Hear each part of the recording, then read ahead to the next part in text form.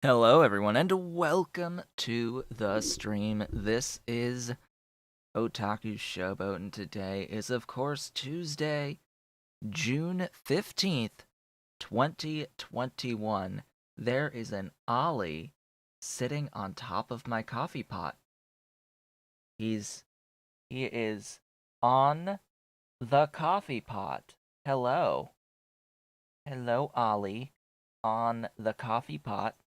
There you are. How's my baby? Baby on the coffee pot, and there's the window that he emerged from. Yeah, the baby. What's he doing up there? I know exactly what he's doing up there. He's eyeing cherries.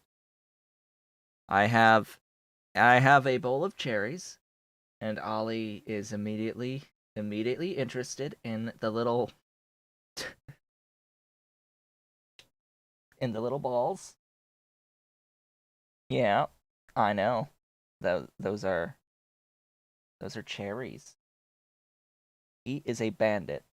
He will try to steal my cherries. Yeah, you're trying to get my cherries. Those are my cherries. That's my food. That's not a toy for you. Ah. There was a bowl of cherries.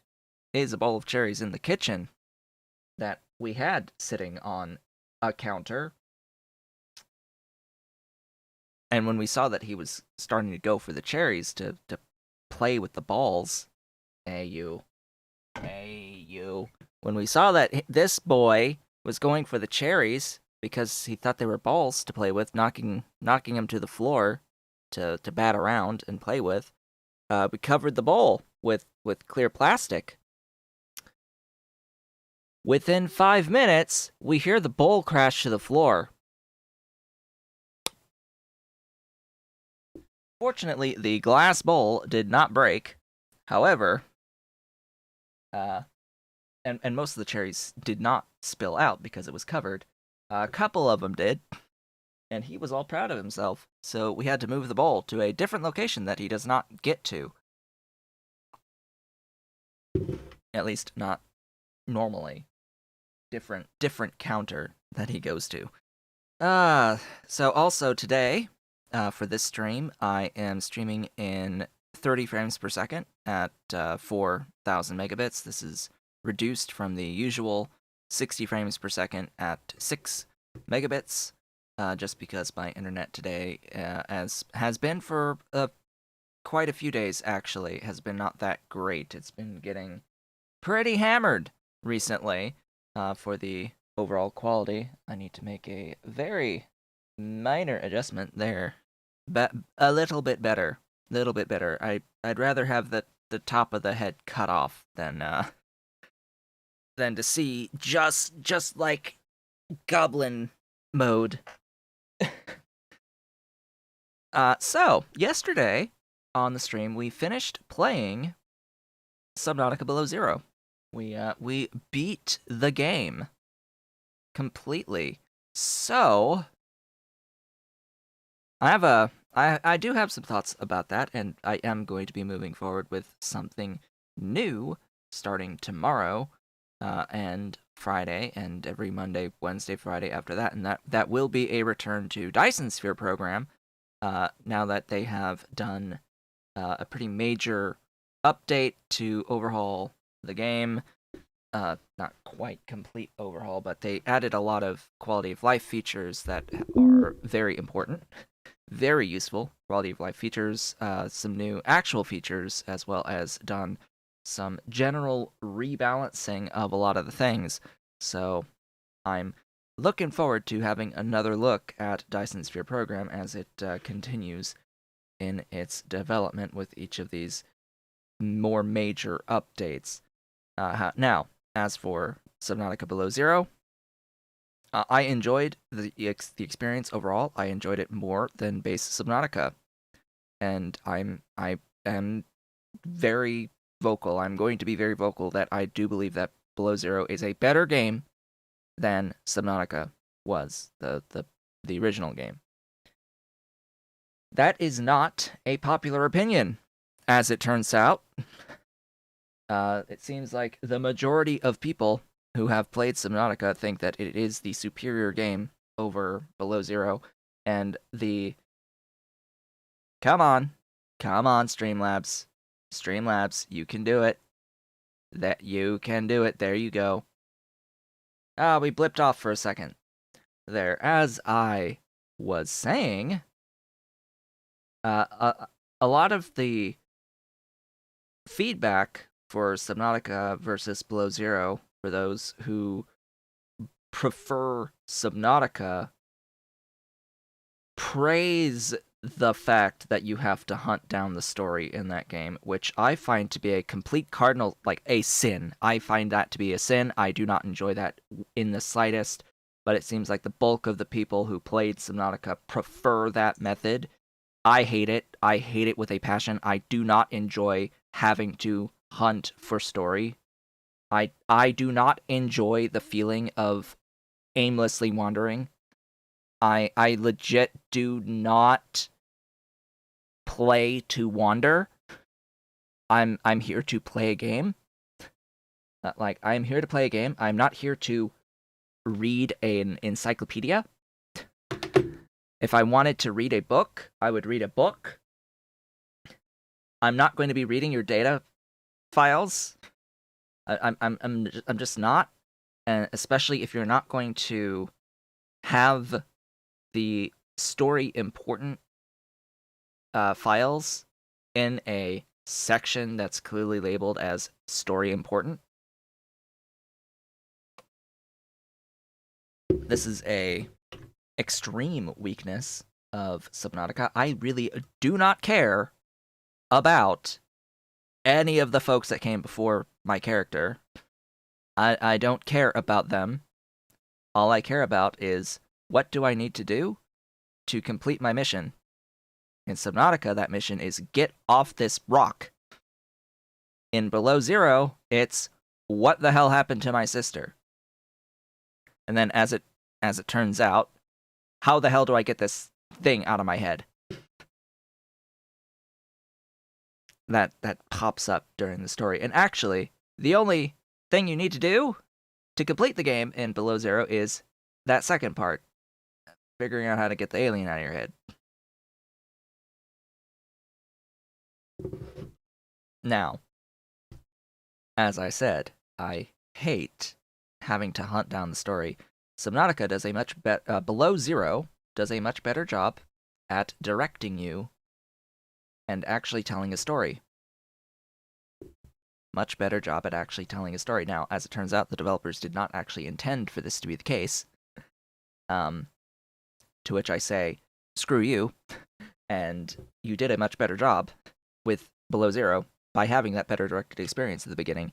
And when you intentionally stopped the giving of directions in the ending phases of the game, you slipped up. That's bad. It was clearly bad design. Obviously. Terrible. Bad. Awful. At no point should you not be giving a direction or something to indicate what you need to do. Saying that you need to go like in a voice file, like, hey, come see me 1 kilometer in this direction on a glacier. That's fine. Because you actually told the player with the voice line where they needed to go. And you didn't put a ping where they need to go. That's fine. Just tell me where I need to go. Just tell me. I'm not interested at all in mindlessly wandering around trying to find something to do to complete this story. I don't like that design in games, and I don't like any survival game besides the Subnautica games that I've played. Like, literally none of those other games have a story that's at least comprehensible. I don't even know how I made it through base Subnautica, to be completely honest. I had to look the whole freaking thing up, which is bad design if you have to look it up. If you have to look stuff up, you goofed. You did something wrong. If the player feels it is necessary to continue your experience with your game, to go out of the game, to look up information, you have not designed your game well. That's my fundamental perspective that I go into when I play video games. Is if I need, not want, but need to look something up in order to progress, you've done something wrong. You have not designed your game right. So with that, we're going to play a completely different type of game called Factorio, heavily modded with Sea Block, and we're going to continue on this series. Now you may be wondering, well, hey, you just said you want a story-based experience. It's not really that I want a story-based experience; it's that I want a goal. I want a goal that's directed. A direct goal. Factorio, your direct goal is get the hell off the planet. And you have technologies to work towards obtaining. And that gives you direction, it gives you purpose. The base that you build is for a purpose to eventually meet an end state to the game. A lot of these survival games, it's like, hey, you're here, survive. You can build things, but there's no win state and no direction to a win state, even if there is one. And that's no. I'm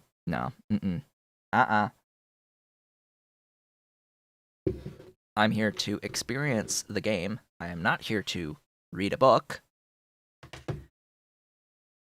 or a series of individual journal entries that may or may not have any importance to what I'm currently doing. Like in Below Zero, you get a whole bunch of PDAs for this crashed ship called the Mercury 2. I don't care about the Mercury 2. I care about finding what happened to my sister, which is the whole point of being on the planet in the first place with my character. I don't care about the Mercury 2. Why should I care about the Mercury 2? The only reason to go to that ship is to scan a thing inside of it to get a blueprint. To go to the individual pieces of that ship is to get the thing to get the blueprint. Like, I don't care about the freaking people of the Mercury 2. There's no relevant story thing that gives me relevance, that gives me a purpose to care for those people that were on that ship. Like, I don't care. And I don't care about anyone else in Altera besides the sister, which is the point of going there in the first place. For reference, I have zero empathy. I don't know if you've noticed this, if you've been watching me for a while. I really don't have empathy. And it's not something I've any interest in training. So, it comes across. It really does come across in my preferences with video games. And my whole perspective in design for video games, what I prefer. And what I think is right and wrong in the design. So when it comes to like that should be pretty obvious. Like, I really don't care about a freaking ship that crashed on the planet and the stuff that happened involving the crash. Like, I don't care. I just want my main story some directionality given, some purpose, some immediate goal to meet. That's how my brain works. I cannot go into something and not be given any purpose. I do not do well without a purpose or a means to have a purpose. Anyway, last time we met for our Subnautica, for our Factorio playthrough of Sea Block, yeah, words. We set up new robots. We set up the Bob's bots at level 2. Level 2 of the Bob's bots. We completely skipped level 1 and went directly into level 2 on these things. Ooh, we got a delivery of red circuits. Oh boy. Oh boy. And I have, of course, taken the opportunity to start the process of upgrading into this blue tier of stuff across the board. Just all of the wonderful blue stuff everywhere. I want it all at this blue tier. Now, I have done a few things off screen. In particular, I have completely replaced all of the Angels bots that were in my mall with the new Bob's bots. This does mean that there are far more bots active at any one time. This also means that I needed to add in a bunch of extra charging locations, because these robots, the more you have, the more need to charge at any given time. They have much bigger batteries, etc. Inside of them. It takes them longer to charge, and the Angel charging posts are not fast enough for the volume of bots that I have. For the sheer number of bots that I have. So I've put down these level 1 charging pads all over the place. Hello! Welcome. Welcome to the stream. We've got a bunch of these charging pads now. We've got all the little bots running around doing their thing, flying around doing their thing. And I have set up a little bit of logic here. I have a requester chest that requests the logistic robots as they are produced. And I have a stack inserter connected to the RoboPort. This inserter checks for this value of X for available logistic bots, and it will only add bots into the RoboPort when the available amount of the logistic bots is less than or equal to 100. So anytime there's a great big spike in demand for robots, that drops the available bots below 100. Right now it's like about 800. It will flood more bots in until that value goes above 100 again. Hello, Ollie. Welcome back. He's being a bandit. He's bandit mode. His face went directly to the cherries. His face went directly to the cherries. What are you doing, Ollie? What are you doing? You like those? Are these toys? No, that's not toys. That's not toys, Ollie. Those cherries, those are not toys. It's no. No. No, my baby. Those are not toys. They're cherries. They're cherries. That's not a toy. Oh, cherry. And he's just gonna go right back. Go on. Go on. He gets fixated on the cherries. They've actually, I have to like clean them again because they've got cat hair all over them now. Oh boy. Such wonderful stuff. So I'll take those level 3s. And today, of course, the idea is that I want to get into these roboports. In order to get into these roboports, I need Invar plates, because I need Invar for this, and I need Invar for this, right here, the hatch doors and the charging pad 2s, which will also mean that I will be able to make the upgraded charging pads, wherever those live. Tabs. I hate the tabs. It's in Angel's Logistics for whatever reason. Ta-da! So this will need aluminium and these charging pad 2s, as well as Invar. Now, Invar.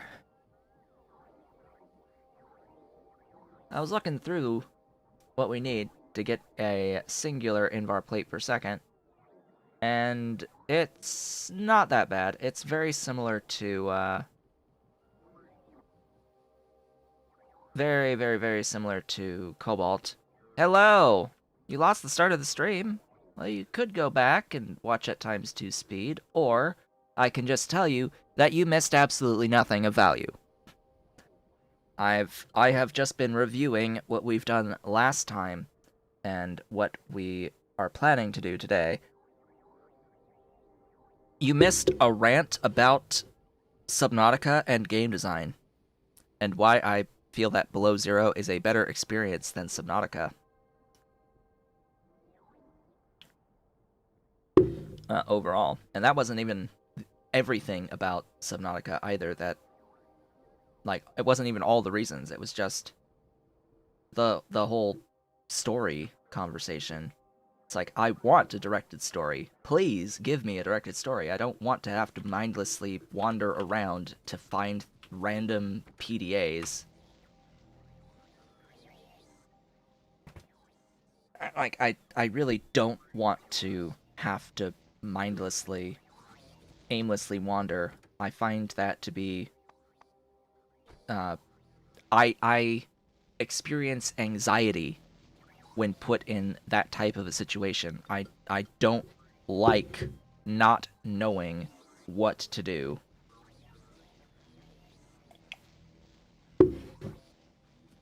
So that's the fundamental basis, is I fundamentally hate not knowing what to do. And I will do everything in my power to figure out what to do. And if the game itself doesn't present that information to me, I look it up. And I find that to be fundamentally bad game design. something that needs to be avoided at all costs. A player should not feel the need to look up what they need to do. If they do, that means you've done something wrong. And I really felt that way a lot with the original Subnautica. And I didn't feel that way quite as much about Below Zero. I still had to look some things up in Below Zero, don't get me wrong, but a lot less than Subnautica, and therefore pretty much by default Below Zero is a better game in my mind. And yeah, it's smaller than Subnautica. There are fewer areas that you can go to. To which I say, there's still too many areas to go to that have zero purpose. Like, in Subnautica, there are entire biomes that serve zero purpose to the player. That don't even have any blueprints to find to unlock stuff to craft that are necessary for the progression of the game. You can very safely completely skip them. And if you can completely skip it, then what's the point? You've just had someone aimlessly wander into an area that gave them absolutely nothing for their time. Well, that doesn't respect my time at all, I'm afraid. So, if you're not going to respect my time, I'm not going to enjoy your game, and I will review it poorly.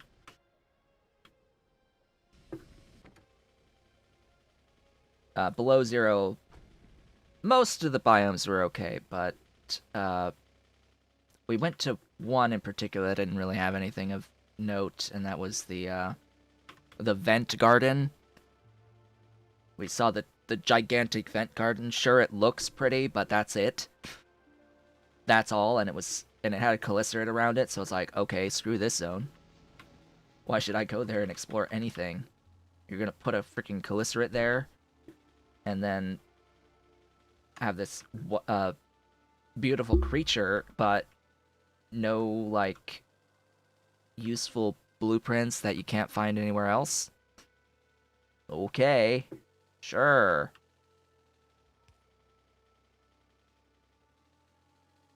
It feels incomplete. It feels incomplete. I think that the developers gave up at some point. And looking into it, as it turns out, yeah, there was actually some studio drama going on, apparently, and a lot of staff turnover during the development of Below Zero. And the folks that feel that Below Zero is a bad game by comparison to Subnautica, and are objectively wrong, use that as an excuse.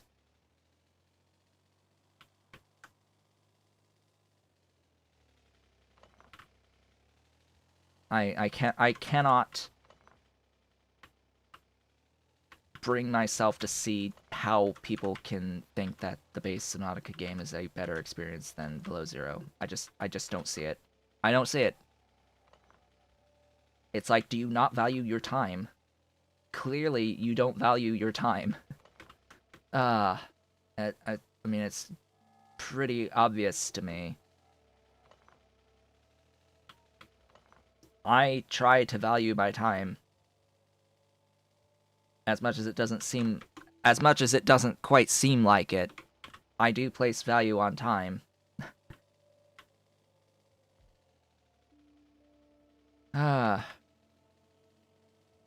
And so when it feels like a game is wasting my time, I have none of it. Anyway, somewhere, I have Cobalt. Hello, Cobalt. I need something similar to you. Huh? Oh, right. Is this going to be my first? Or second?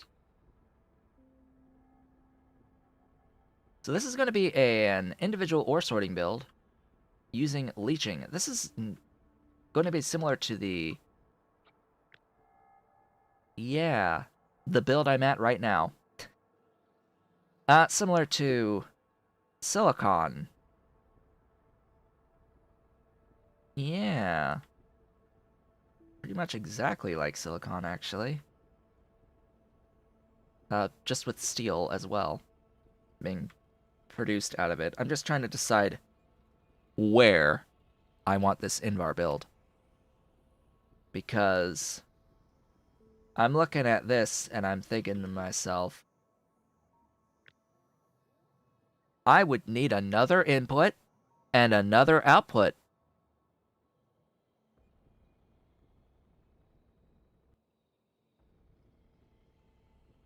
And I'm also going to need quite a bit of the sludge. This might be my opportunity. Hold up. Do I have access to filtration unit 2s yet? Not a chance. I have unlocked them, but I can't get them yet. Not until blue circuits and titanium and reinforced bricks, although reinforced bricks are the easy part there.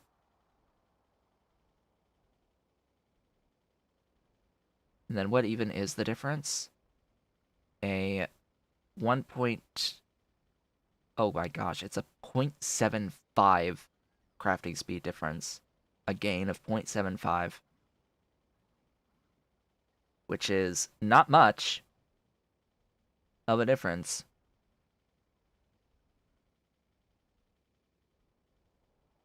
Same here, 0.75. I would hope for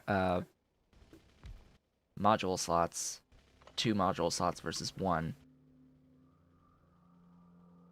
We have to think about modules at some point. We have to think about modules. Oh my goodness.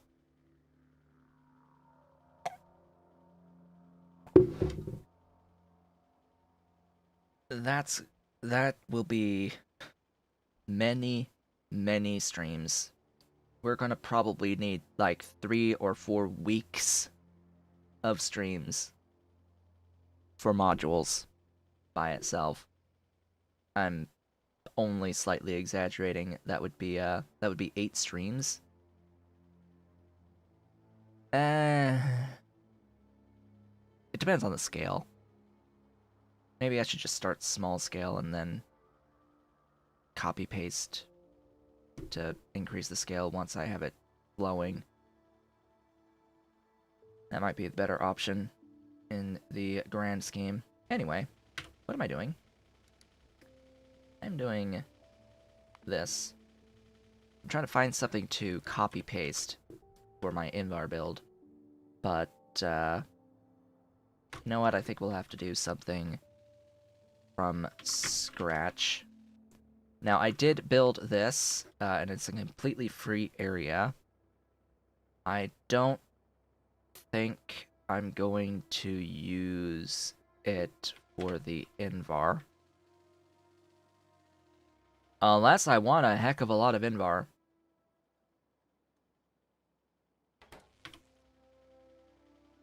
So Invar is also used in the military science.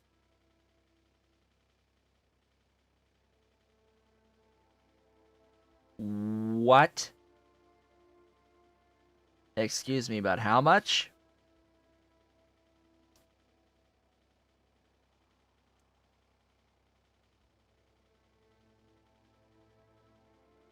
Are you high?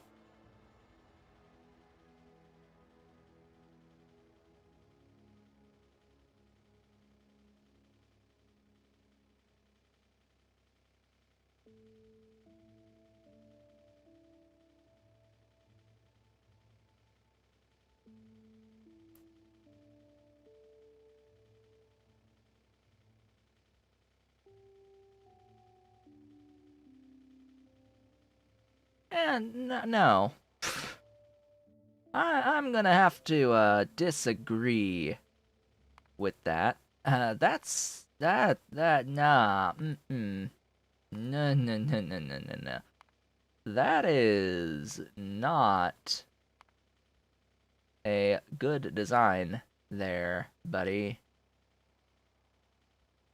This is another one of those examples where this was balanced around having Bob's modules, I do believe. And not even the gimped ones by default with all of this. Now, of course, many of these stages do not take productivity, but this sure does. So that takes it down to half. That takes it down to 4 to 1. Oh my god. Of course, this takes productivity as well, etc., etc., etc. There's cascading productivity, but and this is Bob's modules defaults. I've modified things. Hello, Ollie. What are you doing down there? What are you doing? What are you doing? He's so heavy. So heavy. He's a heavy boy. Ugh. Heavy boy. What's he doing rubbing around my legs, huh? What's he doing down there? He wants attention. Huh? He wants attention? He wants my cherries? He wants my cherries? Yes, he does. He wants my cherries.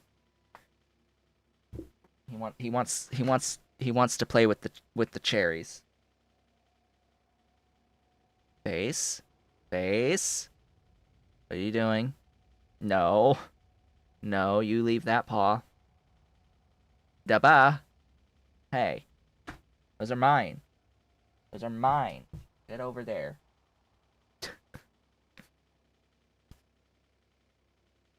This little bandit. He likes to steal stuff. And he'll try to hide with it, too. Good morning, hello. Hello, hello. I'm just a little bit annoyed right now that the military science to get one of it, will need 13.5 Invar plates.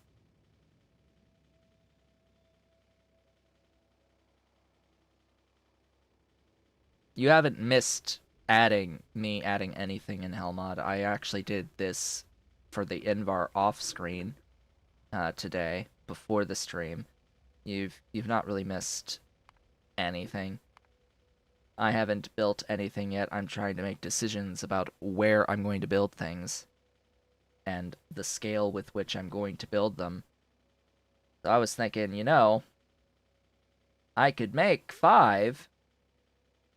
I wonder how much I would need for the 1 mill science.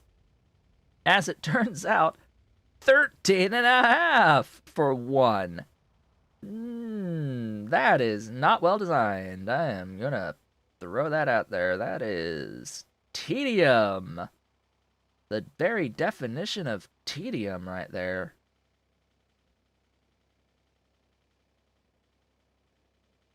Hi, if you're new here, my brain is wired to see large numbers and scale as tedium and not as fun. And so anytime I see something need an obscene amount of resources, I see that as tedium and not as something that is fun. So I try to avoid that as much as possible and complain a lot about it. And potentially change it myself.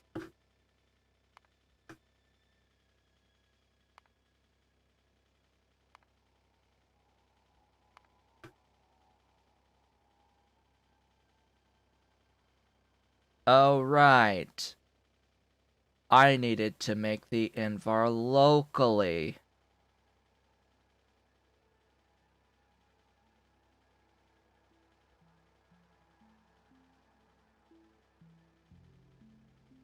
Yeah, so the copper is being used for the cables for the circuits.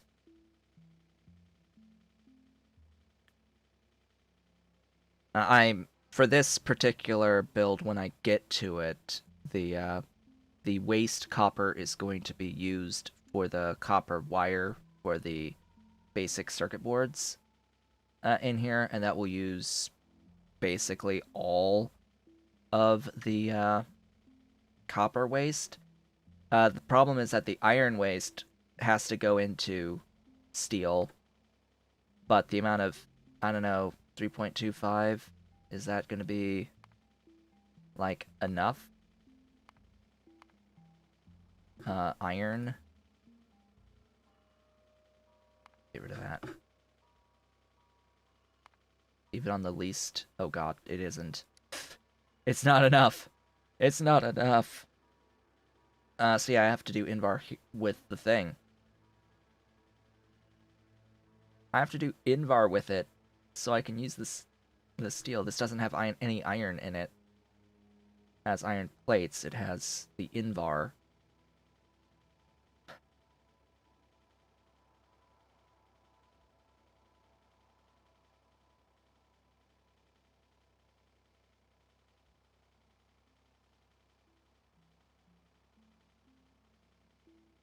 So yeah, I I think this uses way too much invar. That's the thing I want to say about this set of like current balance. This should not be 10.5 for 3 or however many, 3.5 blade of like weapon testing subplates. Why do you need 3.5? Huh?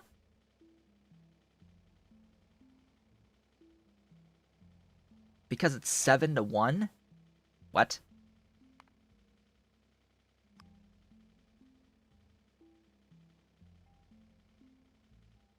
Why is that 7? Hold on, I think I found the problem here. Or a part of the problem. Why is that 7? Why is that an odd number? There's no reason for that to be 7. And then, what is the, It's not what I wanted, game. What is the ratio here? That's a 3-to-1 ratio, which is fine. That part is fine. 3-to-1? Yeah, that's okay. The problem is that you then need 7. Ah.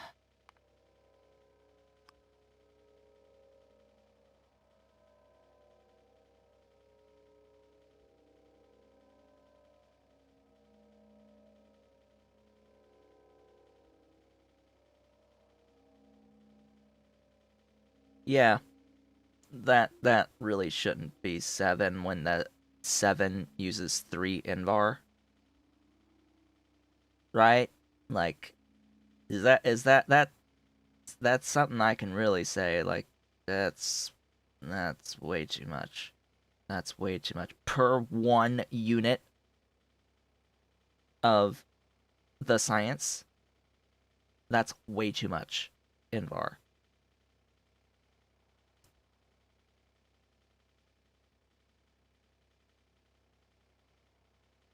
That's what, 27 units of invar? Or no. No, I'm wrong.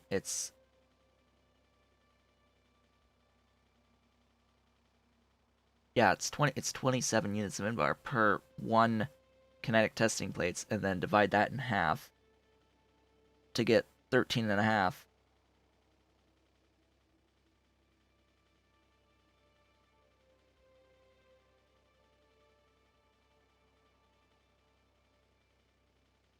I mean, if I had the ingots on the network, like, the only thing that it would save me would be the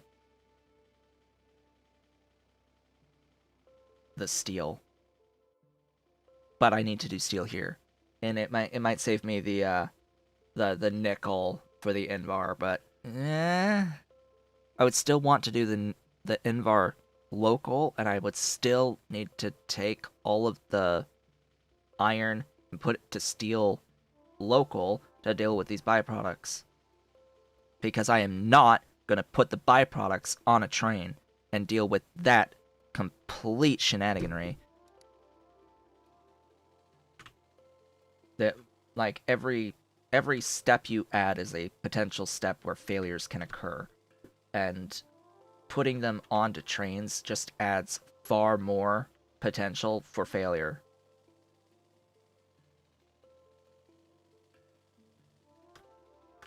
So I refuse to do it. Anyway, I need Invar. An amount of Invar. Just an amount. And it would appear as if, at best, we're going to do 0.1. So, hey, if I only need, 0.1, then I only need, 1.35, Invar plates in total.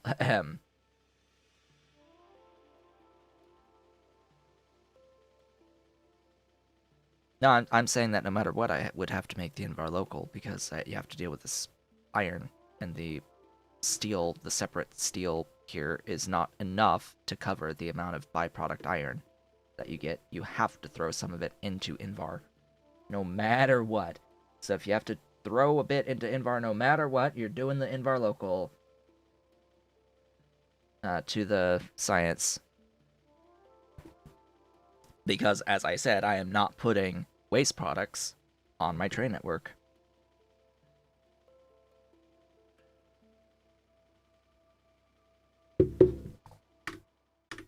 Anyhoozle, I am, in fact, going to do this right in here. And we're going to leave it at 1 for the moment, which will keep things a lot more manageable. And I think as part of this, I'm just going to make a new train station as well. And stick her there. Oh, right.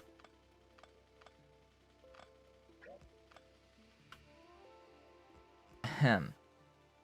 I'm still in the process of doing that fix to my train stations.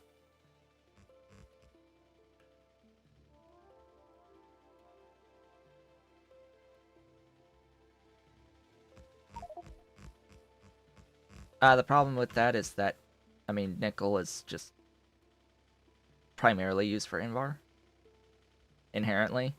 So I would still not want to have Invar on the train network. I mean, there's so few things where it's nickel as nickel.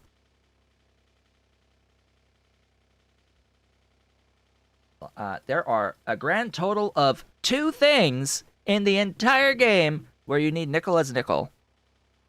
Which... and the plates, the ingots on the network,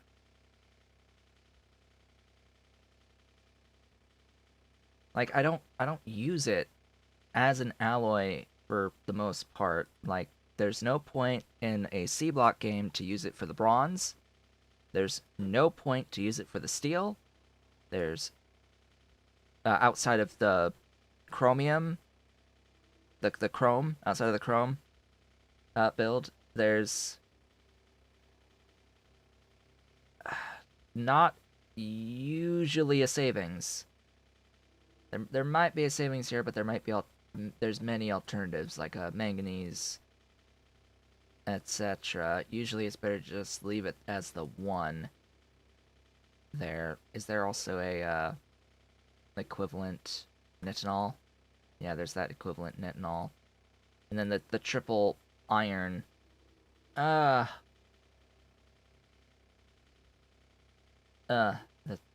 It's how you deal with stuff when you're trying to get chrome. And you have to do that in the chrome process to get your the one thing that the chrome is used for, which is the black circuits. Like, this is black circuits, as part of a black circuit build using byproduct nickel and cobalt and iron.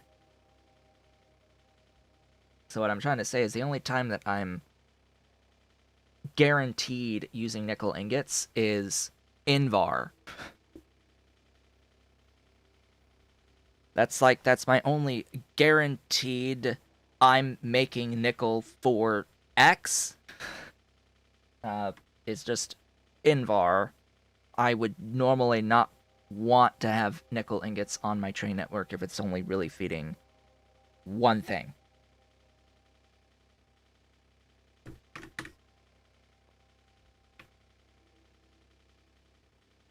Now, as for the titanium and nitinol, it's an option, but I have to look at it to see, like, is it the best option for the titanium and nickel, or the titanium and the nitinol, both of which will be done together, by the way, because they share recipes for what is what. Anyway, I have a train station now. I need to add a requester to it. Only really need one, but whatever.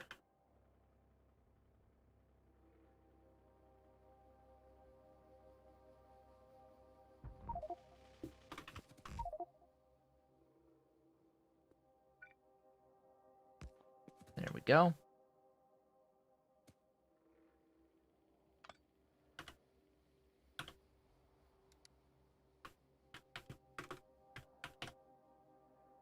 Molten nitinol has the exact same... Oh, it isn't an option. So it is for nickel and titanium. Okay.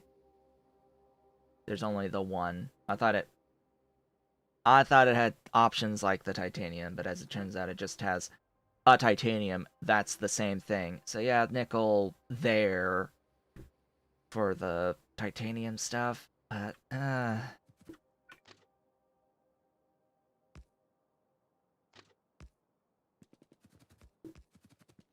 I don't need this second one yet. Or do I? Do I? No.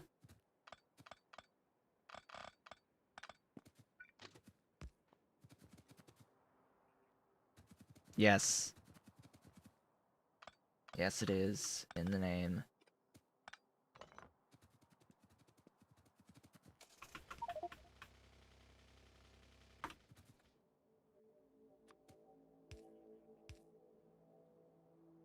Doesn't mean it can't have additional stuff with it.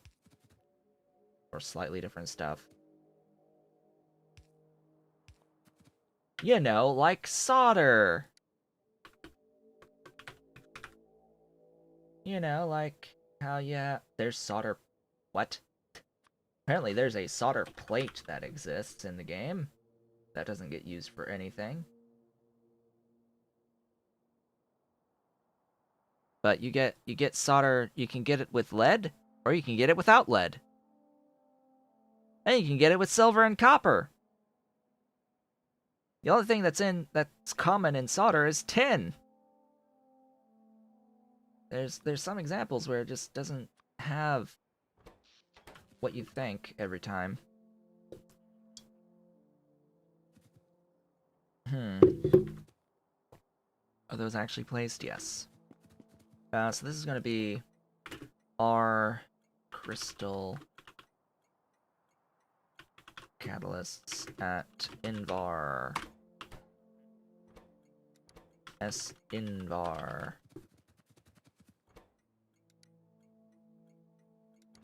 D Invar.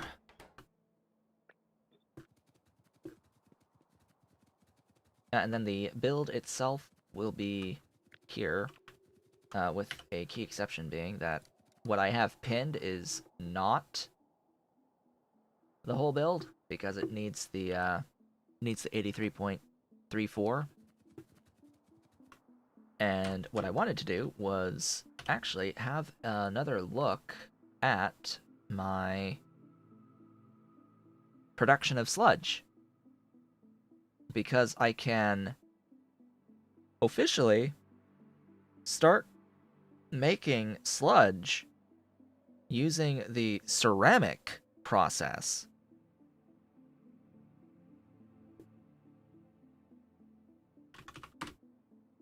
I'm pretty sure I have access to the ceramic filter process. Right, I need to make ceramic filters. That's the one thing I need to do, is I need to actually make that. I need to and the reason for the ceramic is that the ceramic recipes cycle faster. They're much faster recipes, and only use purified water to clean the filters, rather than having to throw charcoal into spent filters. It's just wash the filters and you're good. I want this to be a 100 output. The thing about this, though, is that it does not provide enough sulfuric wastewater. I actually need the matrix solver enabled for this. So as I break down the slag slurry, you'll see that it needs the 30 sulfuric acid there. It does not get enough wastewater for that amount of acid. And then we do that process out of that, I'm going to default these.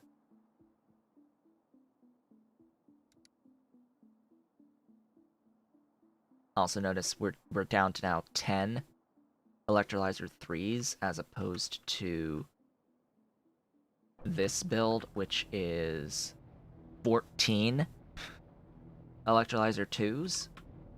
14 electrolyzer 2s. Jeez. And then the cleaning will be done with Camplant 3s, which will be the new default. 10 of those, which, oh boy! Wait a minute. Huh?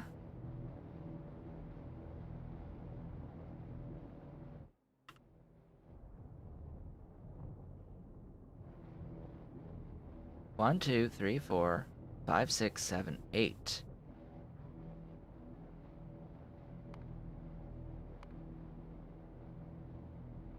Why does that say 12?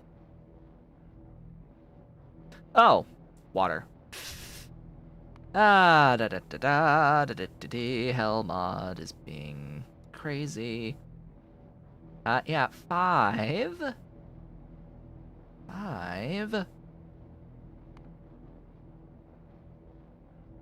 Which is a pretty major efficiency gain. And then 4. Yeah, 4 total doing its stuff. And notice in here, no charcoal at all as part of this. None. So, none of this for the charcoal. No, like, cycling, making carbon dioxide, or making mineralized water using siphoning off mineralized water with a whole bunch of overflow valves, keeping things flowing, having to siphon off from these guys over here. None of that required. And, fortunately enough, the sulfur, not that recipe, buddy, that one, the sulfur gets its oxygen from this build. We get plenty of oxygen from this build. The thing is, though,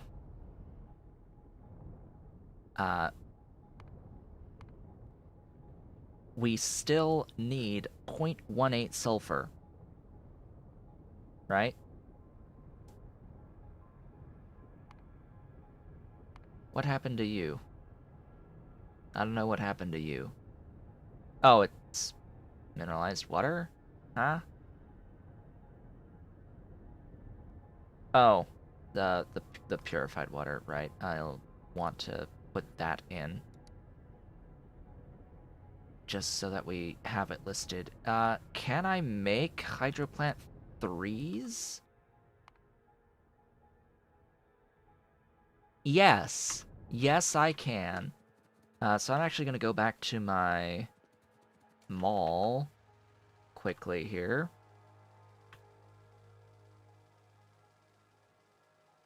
By the way, this entire 3-hour stream is very likely to be just the Invar build itself. Just because I'm taking this opportunity to redesign my production of the stuffs. The sludge.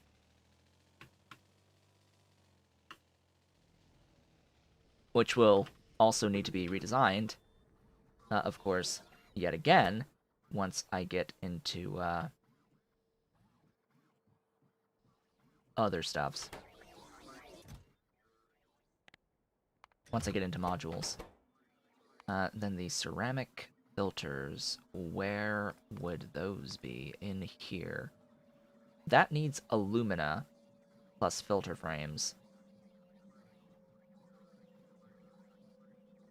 Which is why I usually put alumina on the train network, isn't it?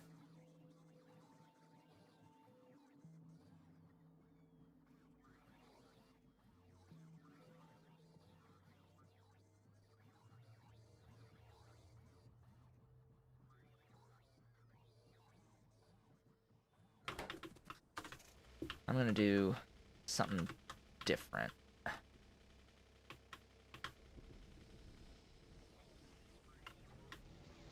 I'm gonna make those at my aluminium production. I'm going to import steel and make the steel frames where I'm making aluminium. Where am I making aluminium? In here. So, down, left, down.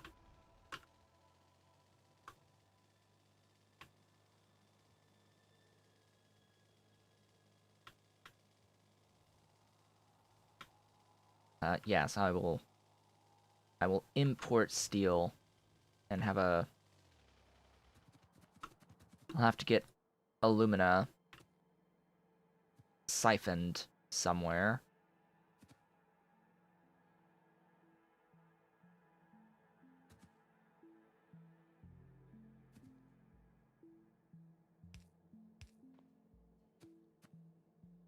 Okay, box.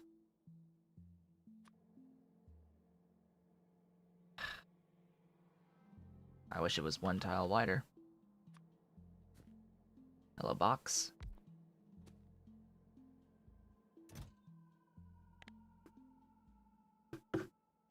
Screw it. You'll fill up to the brim.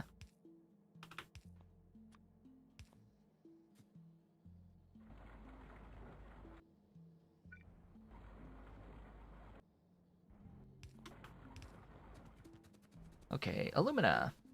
Congrats, you exist now. I need my car. Oh, this is also gold. Right. Forgot about that. I need to, adjust my gold. Especially now that I have, the ability to make the leaching stations, right? Pretty sure I have that. Would you please place that? Thanks.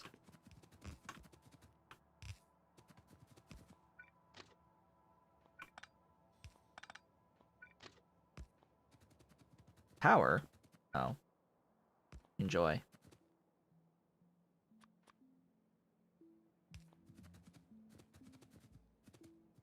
Car? Pop that. Thank you. Our steel at alumina. Gibbs steel.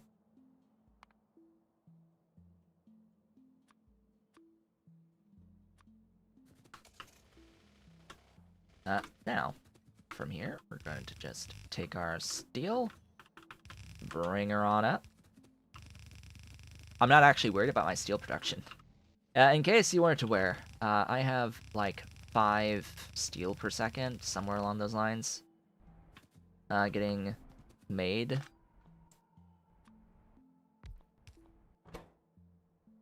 This needs to be...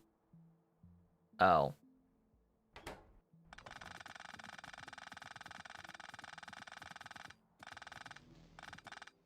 You know, for whatever reason, I thought filter frames were steel.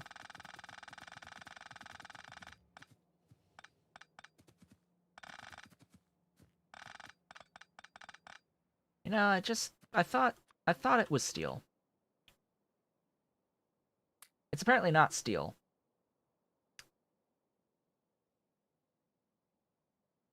I don't know why I thought that. It's iron. It's totally iron, and I'm gonna have to,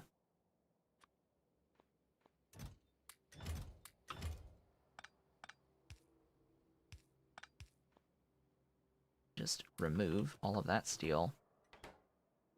Be like, hey, you know what? I actually needed iron plates. Speaking of iron, off screen, I doubled my iron.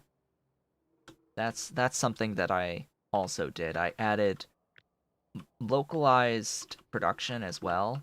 Even snuck some up here of sludge to help feed this in particular to get additional iron going, flowing on my network. And even with the double iron,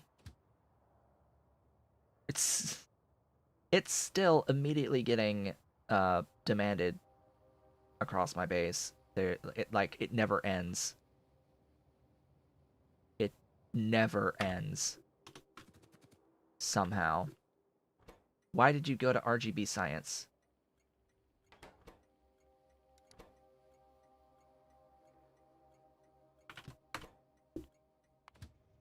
This guy's just waiting, and then, yeah, now there's nothing.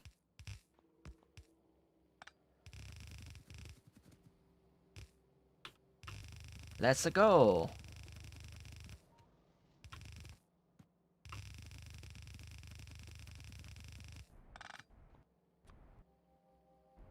So, as it turns out, I need to have, a few machines.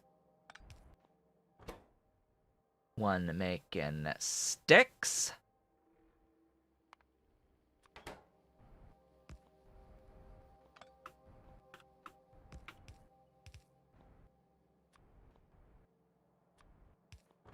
And one making frames. And one making ceramic filters.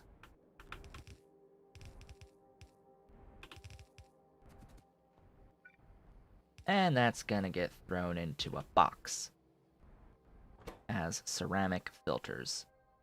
Ta-da! Just bring me iron. Bring me my iron, and that'll be great.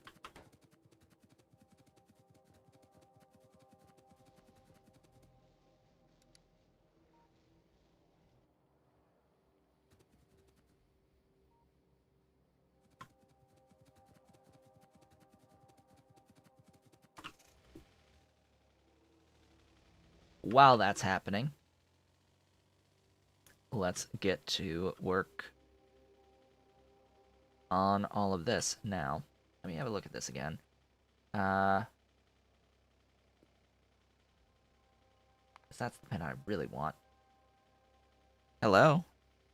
Hello. It's my Dolly. Dolly's come to say hello. Hey, you haven't come to say hi in a while. Not while I'm streaming, anyway. How's the baby girl?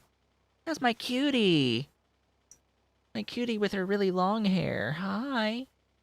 Hello, my baby. Sticks into filter. Right, yes, that's I didn't put the, there. Ta-da!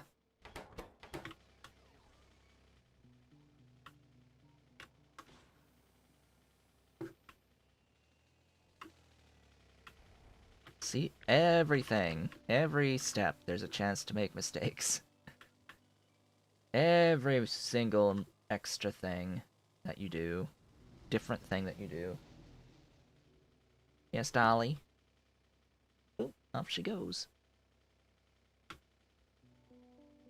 Okay, I can also plan this around these being level 3. Eventually, I'll be able to plan it around the filters being level 2s, but not until titanium can I do that. Up I go.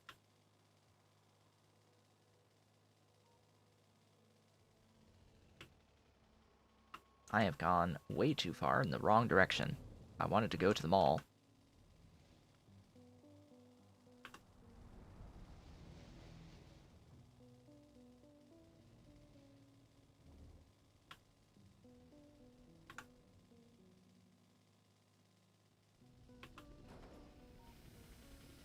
Well, I nearly died. But let's go forward here.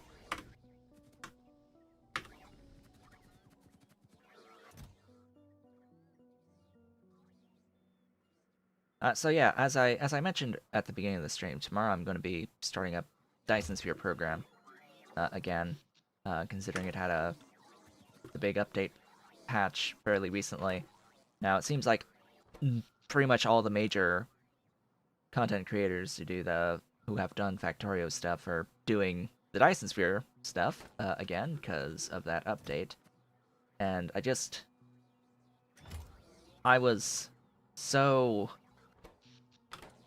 angry slash sad slash disappointed when I saw one of Nilaus's videos pop up recently, because it just exudes his arrogance in the title itself, which was something along the lines of the correct way to set up a new planet or to expand to a new planet. The correct way to set up a new planet. And I was my immediate reaction to that was, my God, you're so arrogant. Like, you are really telling people that there is one correct way to play, and that's your way. Uh-huh. Uh-huh. Yeah, there's a reason I don't actually watch your videos anymore. I really should unsubscribe.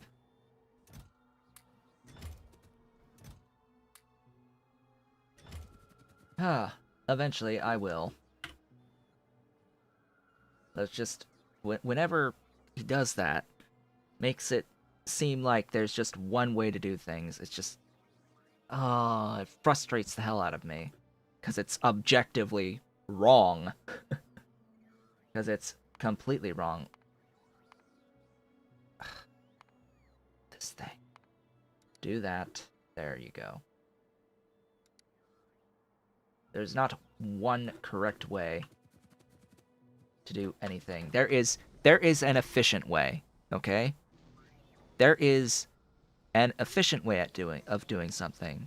He could have called it an efficient way of expanding a base. But no. He named it the correct way, which is just bad. Wrong, bad. Hiss. Boo. There is no one correct way to play these games. This style of game. And it is most certainly not his way, even if there is a correct way.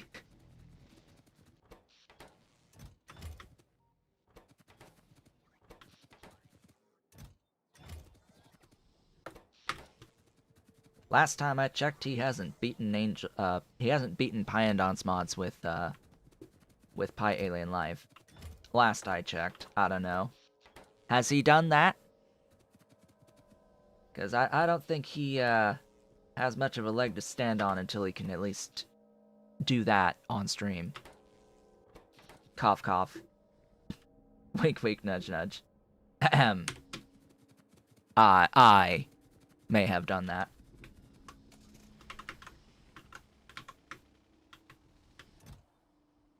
Yeah, that'll be when I start to actually value your opinions in the slightest.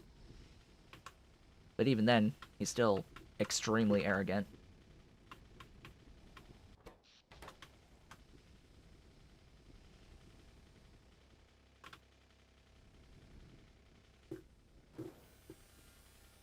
Yeah, because I know that at the time that I was watching Nilaus a long time ago, a couple years at this point, or well, over a year at this point, when I was first learning the game for Factorio, I'm pretty sure he said that he just doesn't play Pi. That he just didn't either didn't like it or didn't want to play with it at all.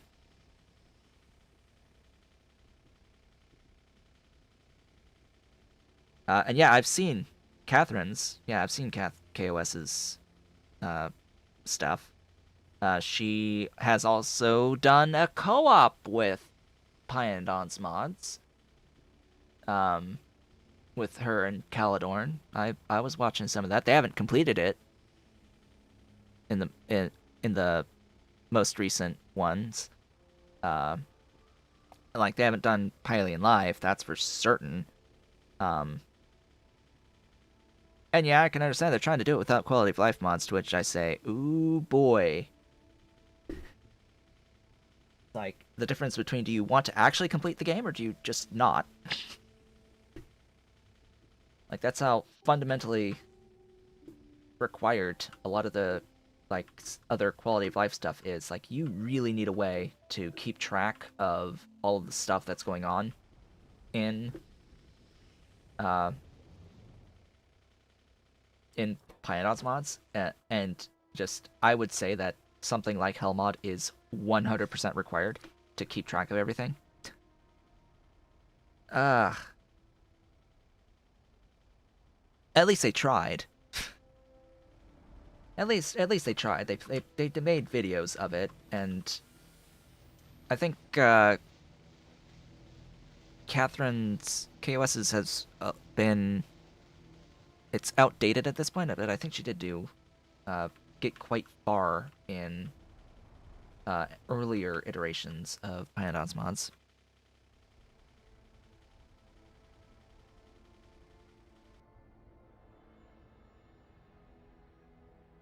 And yeah, the whole thing with spaghetti faces as well. It's like, I mean, if a factory is doing what you want it to do, is making what it want you to make, what you want it to make, it doesn't matter if it has spaghetti as part of it.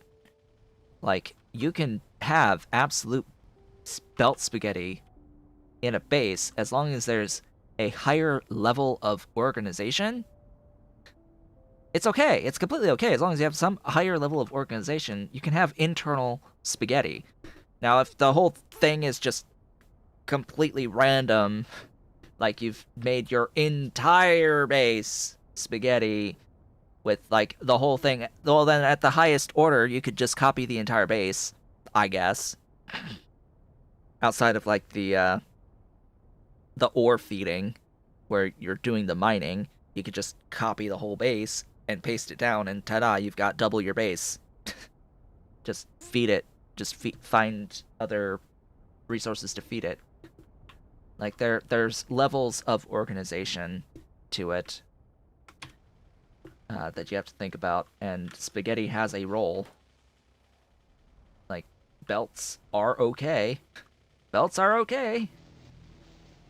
Especially with something like this, with Sea Block, right, where we are building with a whole bunch of squares to represent individual factories within those squares. We can do whatever the hell we want within those squares. Okay? Because the fundamental basis of having these squares is that you can copy the entire square and paste it into a new square to improve your overall output, because your square is a factory producing something.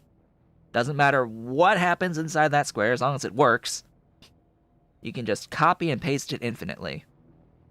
You have created abstraction. Now there's a word. There's a word for you from programming. You are abstracting by having a level of order in this manner. That's why city blocks are so popular / common. It gives you a level of abstraction for you to do whatever the heck you want to make the factory within that scope, and then it can be copied and pasted anywhere else, and you don't have to think about it ever again. It just, this is the inputs, this is the outputs, everything else doesn't matter. As long as you know how much is in and how much is out. Now you can go in and you can tweak what happens inside to improve the efficiency of the in and the out, but how it looks literally doesn't matter, because you've defined a space with which to build in with these blocks. You can use all of it, you can use none of it. It's the amount of space is the amount of space that's being used by the block, the arbitrary block. Now, I have said that I don't really like this style because most of the time you end up with a lot of empty space. And that still stands, actually. I don't really like doing this style, particularly because you see how much empty space is in the space, right? Like, that is a lot of landfill that's not working for me right now. That's why I much prefer, like, the way that I've built on my Space Angels series, the much more closely, more compact factories that don't really have this arbitrary square for the amount of space that they use. It's like, I'd rather just build the factory and paste the factory without having to think too much about, oh, hey, it's using this set space, so that the thing that I build can be as big or as small as I want it to be, that then gets pasted over and over again. And it doesn't really matter if it's belt-based or bot-based or any of that. It's just certain amount in, certain amount out.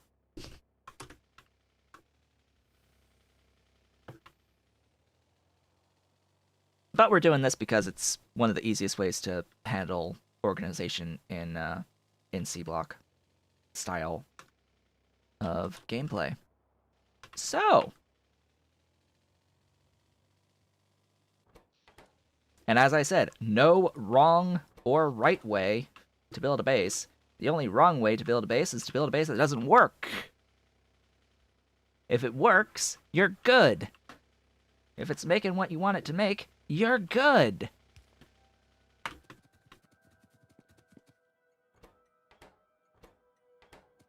And this is why I don't really like Nilaus at all. Because, yeah, just after watching enough of his videos, you really get that sense of, this guy is... let's just say I was not surprised when he was no longer employed.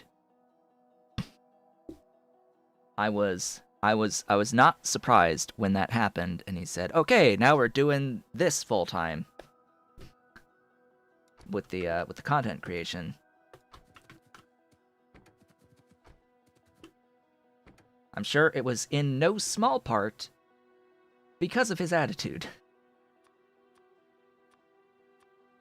I mean, yeah, you can say that I have some semblance of an idea, because he did talk about what was going on and that he was expecting it after a certain amount of time, but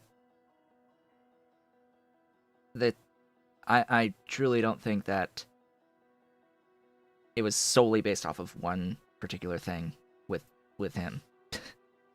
Speaking of optimal ways of doing things, would you consider a tutorial on UPS optimizations? Well, it would help if I actually knew anything in detail about UPS optimizations.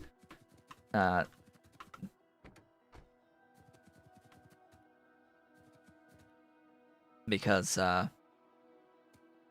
the UPS things, fundamentally it comes down to don't have entities. Reduce the total number of stuff in your base. Like that's number one. Number two is to not run script heavy mods like Factorissimo. And that's it, really. It's just reduce entities, reduce scripts. And then there's the thing with the power. Make sure you use solar power because the solar panels don't count as individual entities. They get calculated together as one great big thing for the purpose of power production and such. So, with the exception on the entities of the solar panels, it's reduce as much as you can the total number of things that you have using beacons and such and modules, and then use as few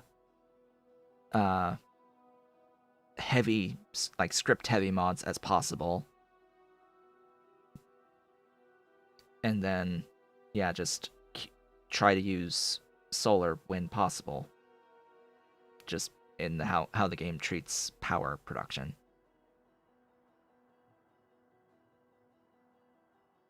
And then as far as UPS for bots versus belts, there's debates. Many debates about that. The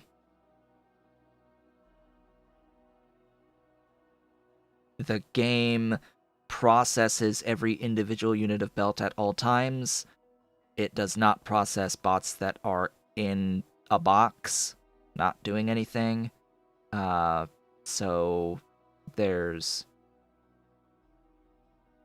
a benefit when you're operating buffers and you have production that's stopped. You won't have as much of a performance impact if you've based that around bots versus belts, because the belts always operate, whereas the bots don't always operate. So even if you're full buffers, the belts are always going to be consuming the amount of resources that they consume versus the bots that won't. But it all depends on how efficiently you're using your robots as well.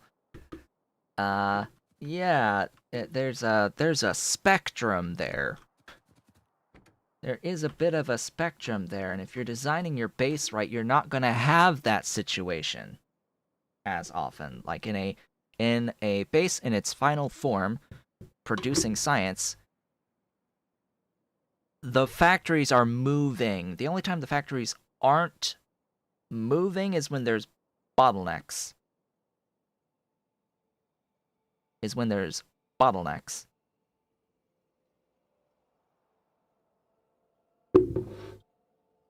Which is more of an indication that there are problems.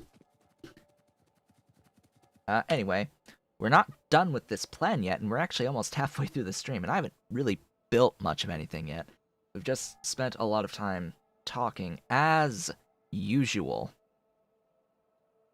So, in order to get this extra 0.18 sulfur, I'm going to need more sulfuric wastewater, which means we're going to have to use lime filters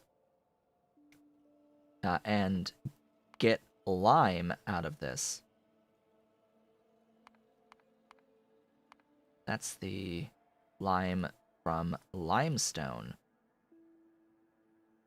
Now this is going to need a solid fuel of some description for the blast furnace, which is the most unfortunate part of all of this.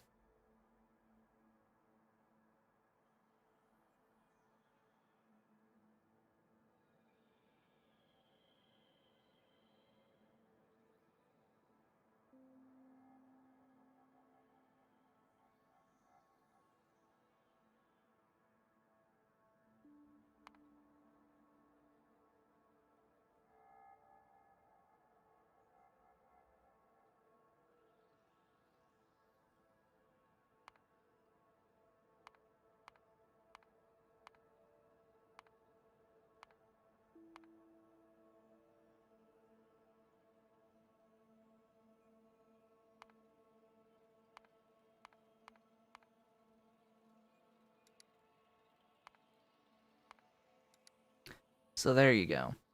There's that breakdown. Yeah. I'm trying to. The problem is, I'm trying to completely avoid needing to make the charcoal.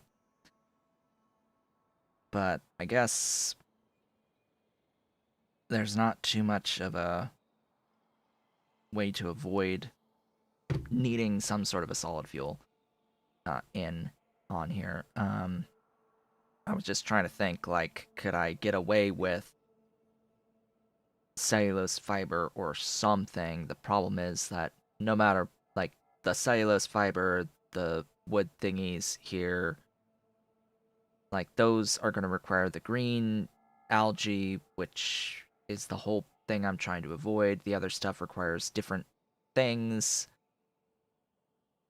unless I bring it in separate. That's the one downside, is that there is no electric blast furnace. I wish there was an electric blast furnace. In the alternative, you do this separately and you import either sulfuric wastewater or sulfur off of the train network and just have this be its own separate thing entirely.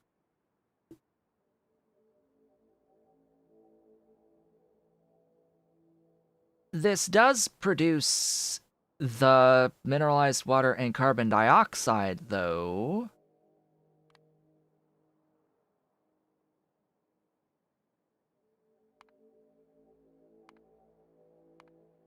So it wouldn't need to be as complex.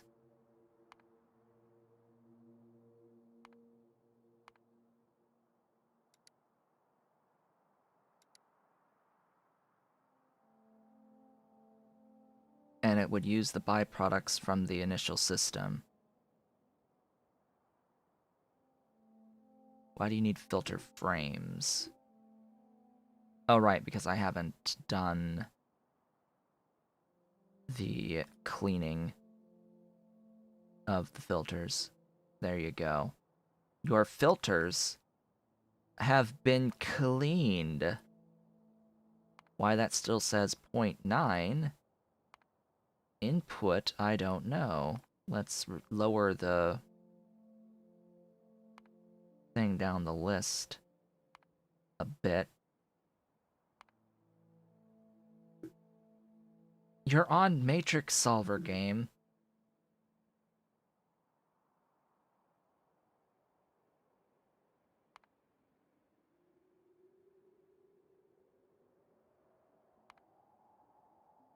Huh? Used, porous, used. Oh, there you go. There you go. Much better.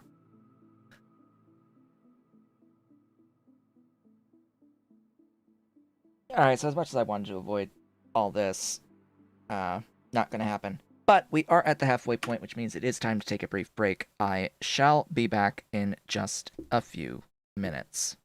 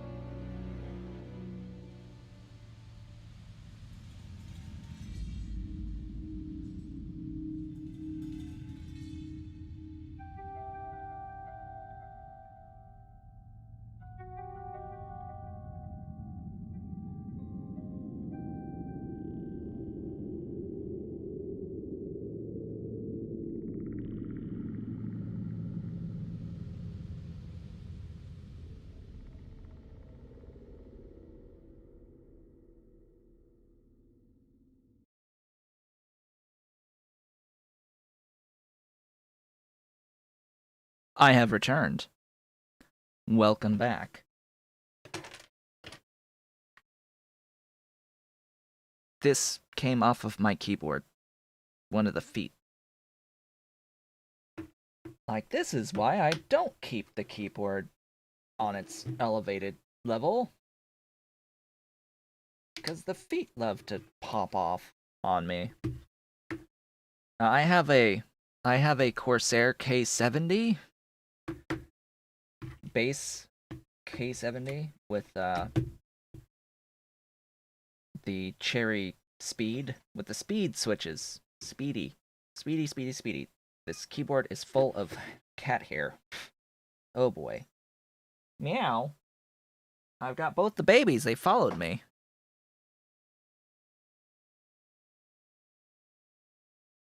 Ba? Baba?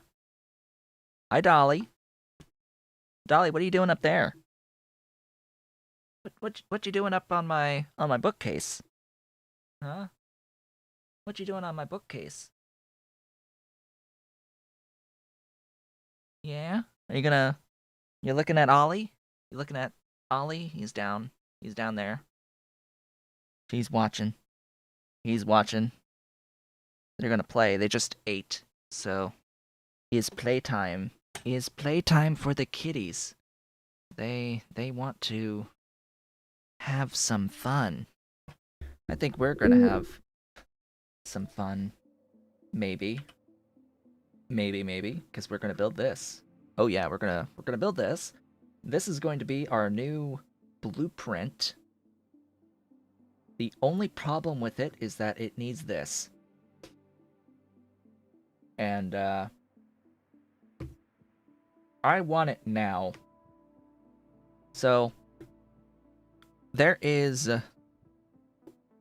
a command. There is a command for the inland pumps mod. Dolly? Dolly, what are you doing? Dolly, come here. Where's the pen?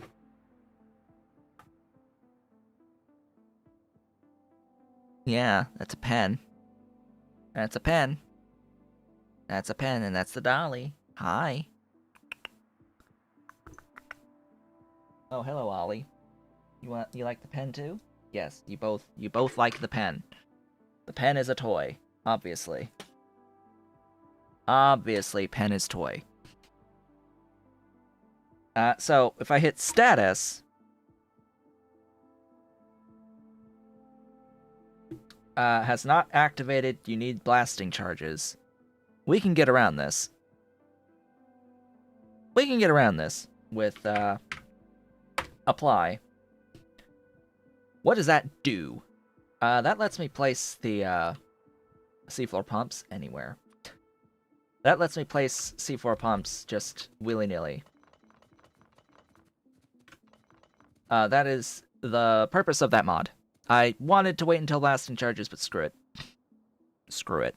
All it really does is allow you to not have to go through the whole process of blasting a hole, placing the thing, and filling the hole again. That's its intent, is to save you the steps of having to make the hole, place the thing, and fill the hole. Just let me place the thing. Just let me place the thing. And it's balanced around being a feature that is unlocked with certain technology. I really don't care anymore. Not at this point. Ooh, that's right. I have to design this in a very special way. I'm going to be designing this in a special way. And we're going to do it, like, linearly as well. This might shift around a bit.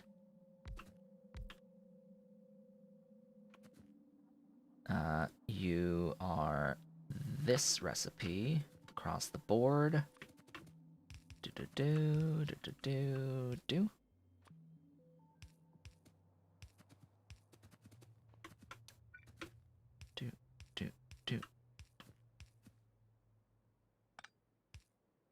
Oh, right, how did I flipped it, didn't I? No, what? Okay. Sure.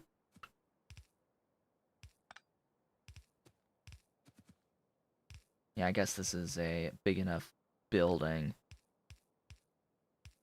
that we can do this way.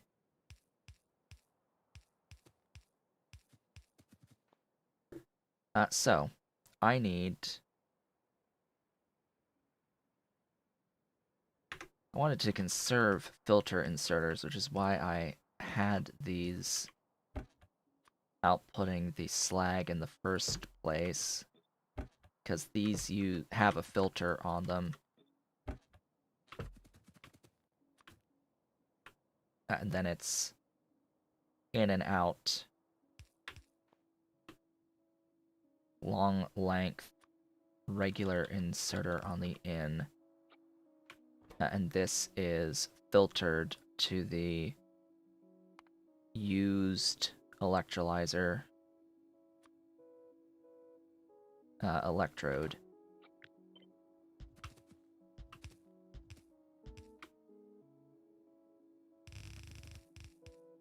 Meow meow. Meow. What's Dolly meowing about? Hi. What are you meowing about? Oh, now you're grooming. Now she grooms. What are you doing? Yeah, big lick. Licking your chops. Yeah, 'cause you ate. What are you doing? What are you doing up there? Huh? What's going on? What's up there? What's up there? What you doing? What you doing? I don't know what she's doing. What she wants to do. What she wants to do up there. She wants to do something up there. Don't know what. Hey! Screen. Stupid green screen. Stay there. It just fell on top of me. Ha! Kitties. I used to have my amiibo collection up there. Part of my amiibo collection up there. It's not there anymore. Because of that kitty. Right there. That kitty that's up there right now. She's a climber. And the amiibo didn't stop her. So they got moved into a protected location. You know what? The throughput I don't think matters. It just stays this way.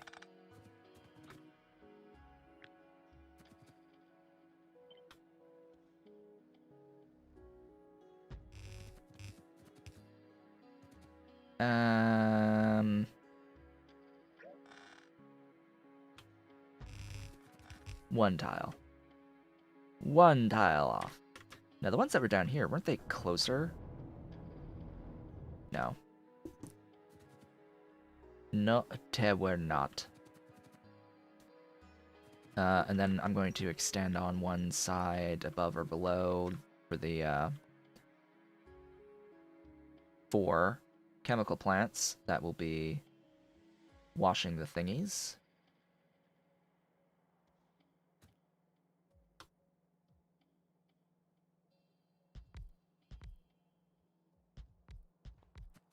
Ta-da!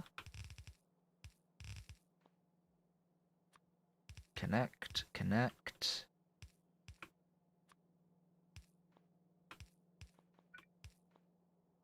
Ta-da!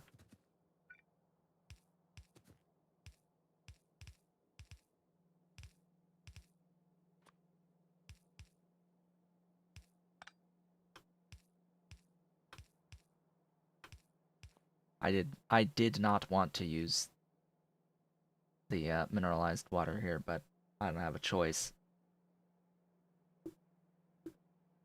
Ay, ay, ay. Alright. I will need to... What? Void the hydrogen. All of the hydrogen, and make use of some of the oxygen.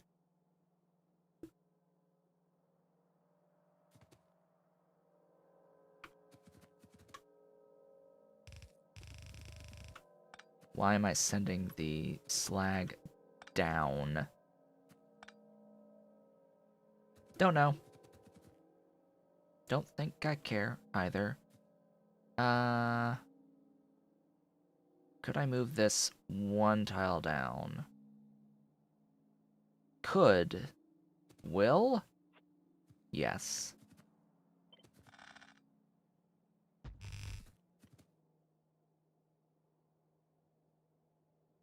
Okay, and then what's the throughput that you need? 2.75 in, 2.75 out. Yeah, I think that this is fine. I will need to adjust lanes.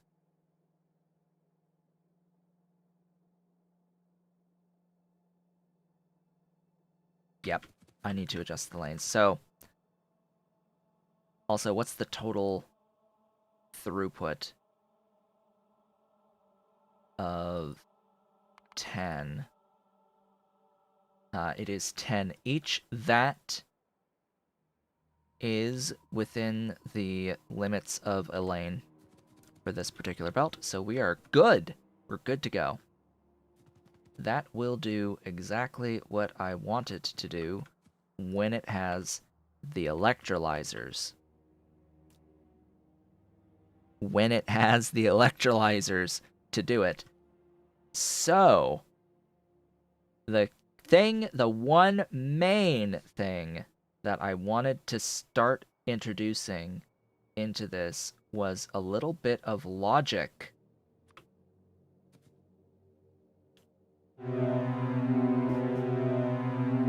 Ollie? Ollie? Hi. Thank you for playing my piano, for changing what instrument the piano was playing and for playing the piano. Oh, now he's up there. Hello. Hello. Are you going to groom each other? Are you going to groom each other up there? Hi. Yeah, there they go. There they go. Hi. What are you two doing? Are you gonna start grooming up on top of my thin bookcase shelf? Oh, fight. Fight. Fight. The paws. The paws are waving. The paws are going. They're going at each other.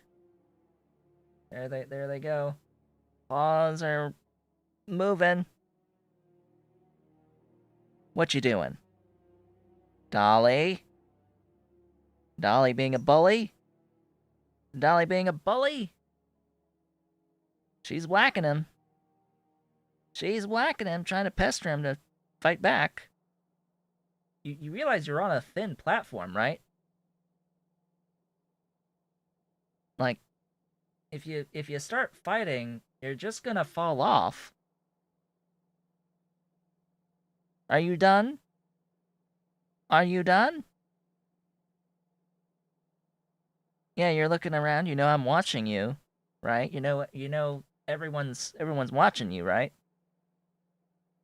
Yeah? See that I'm watching you? You can't perform now?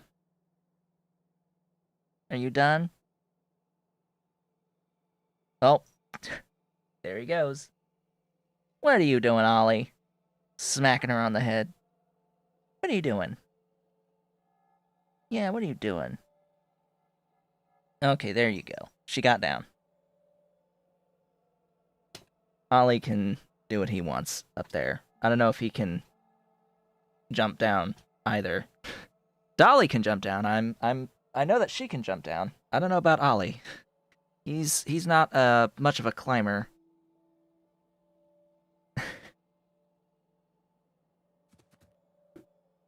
Okay. As I was saying, before being interrupted by an Ollie, and my computer's interpretation of what that instrument was, that was the so that was the final instrument on the piano that it can do, which is some Chinese instrument. I have no idea how to say the word. A hu ents, ensa, hu. Welcome back. and then E-N-S-E. And it ends up sounding like... It ends up sounding a little bit like that. I guarantee that's not how that instrument is supposed to sound. That's just what, whatever thinks it is, Cakewalk thinks it sounds like. But hey, there you go. It's a thing. This piano has 238 different sounds on it, and Cakewalk is not even capable of doing most of them. The default is, of course, the grand piano, which does sound like that. Somewhat like a piano, anyway. So, what I need to do is I need to request a stack of electrolyzer electrodes. But I only want a certain amount total in the system. And I've been trying to think what in the world I can do for circuit logic to permanently disable the inserter when it's met a threshold value. Once a threshold value has been met, I want it to stop. And in particular for this, I want it to stop at 400.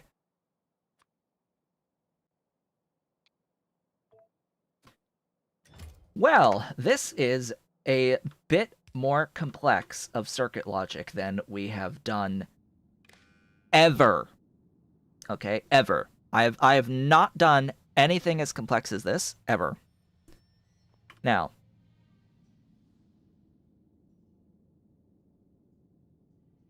I'm hoping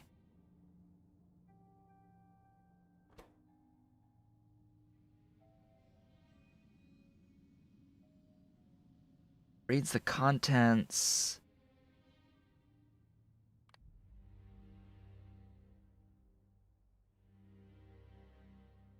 Sent for 1 tick when the item is picked up. Sent continuously as long as the inserter is holding the item. No, I want you to pulse the hand contents.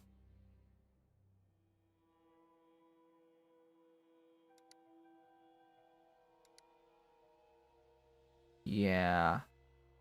I want you to pulse a signal.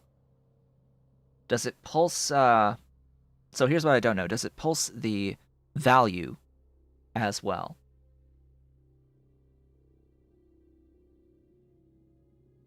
Like, with a stack inserter, will it pulse 5?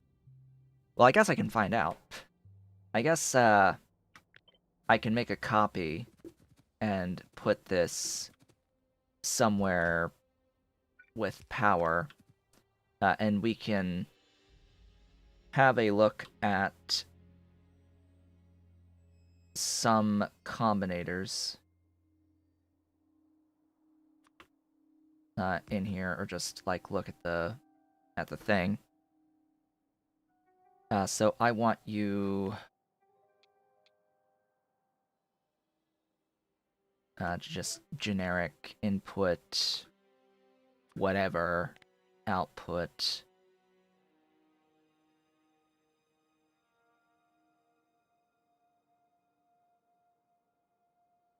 Some whatever value A. And I want to, like, see what A is on the pulse. So just stick something in here, and I want it to be just operate.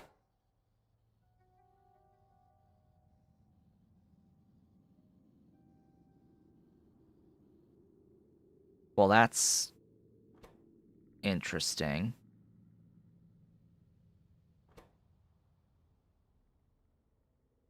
Oh, it's reading. It's the each is the contents of the thing. What are you?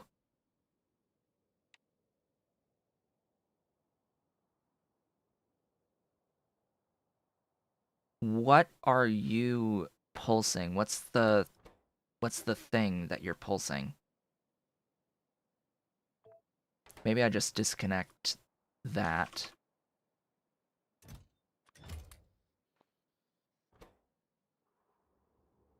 Input each. Alright, so it's not storing it, and it is outputting 5 each time. So it is 5.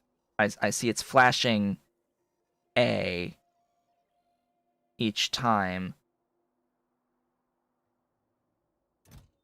Is it iterating still? Is it, like, saving that value?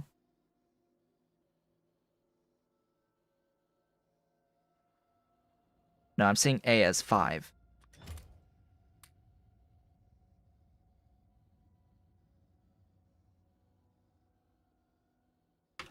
So I need other combinators, don't I? Welcome back. Welcome back, Ollie. Hey. Ollie. Ollie. Show us that face. Yes, there's that face. There's that boy. What you doing? You want to go back? Yes, he's making his way back to the bookcase. Hello? Hey. I thought you wanted to go to the bookcase. Daba? There he goes. Up he goes. Yes, tails flicking. I'm trying to think about this without having to look it up. I don't want to look it up. Oh my god, it's been 2 hours. I may have successfully stalled for an extended period of time. Hey, if you were interested in Invar, welcome to the Mineral Sludge stream, where we're redoing Mineral Sludge to use the ceramic filters. We're probably not going to get to Invar on this day. I'm having too much, I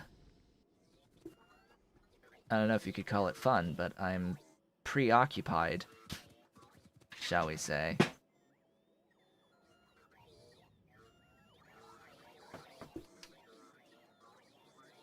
Oh.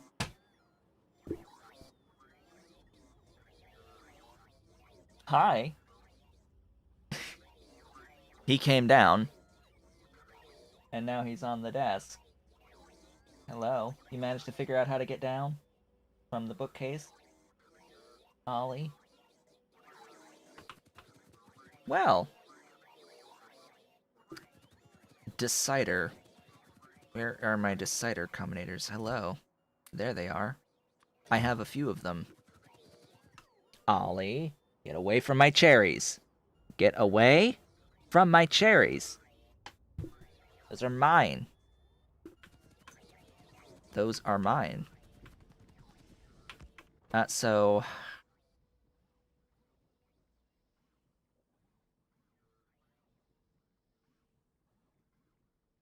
Copy the count of the specified output signal from the input signals.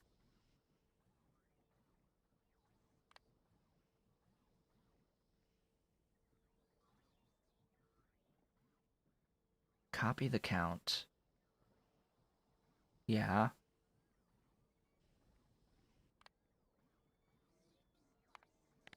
Just whatever greater than 0 will give me a count.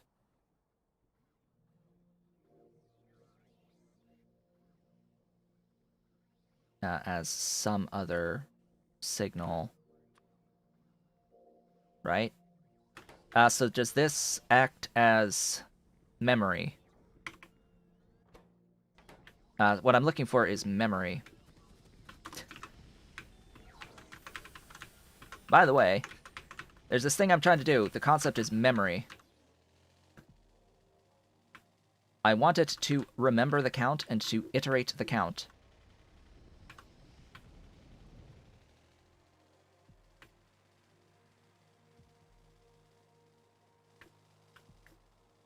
Until the count reaches 400. So I'm going to have the hand, the inserter will be set to a mode, to the enable disable mode, when some signal is greater than 400. While it's less than or equal to 400, it will be on. Once some signal value equals 400, and I want it to iterate this value by the held count, by the hand content count. So this is giving me the hand content count as A, right? And then if I do a decider combinator, if I output that as P, if I connect that up, shove that in there, it is not... I'm not seeing P being output.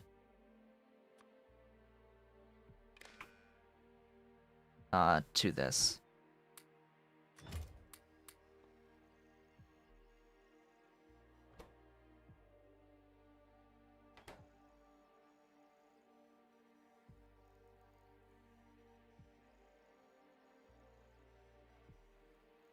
So it's like, okay, A is 5, A is 5, A is 5, each time it does its thing, right? A is 5. When A is 5, it's greater than 0. When A is 5, A is greater than 0, which should be outputting P as 5. But I'm not even seeing that happen. When A is 5, A is greater than 0, and it should iterate P by 5. Why is that not happening? But the thing is, that's setting P to 5. It's not storing P as 5.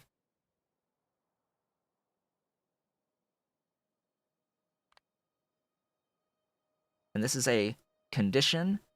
What about if it was actually being like...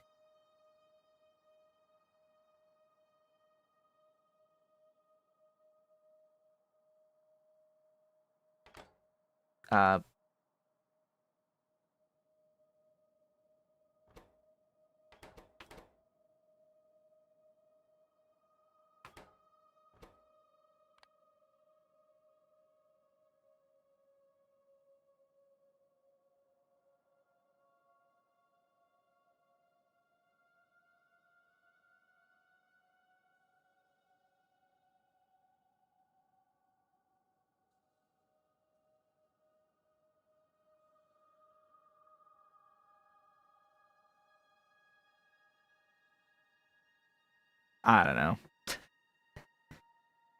You know what? I'm gonna look this up.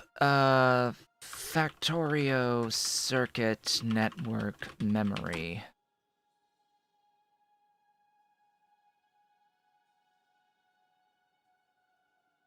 Yeah, I'm looking for memory. Let's see. The concept, I think, let's see, there's an entry for pulse generators.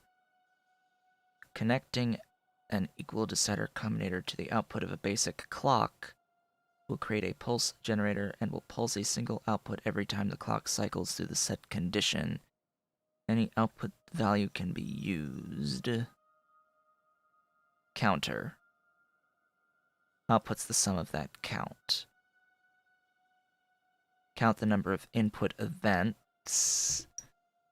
I guess I can do that. Any pulsing input into a decider combinator configured input, output, and wired between output and... Oh.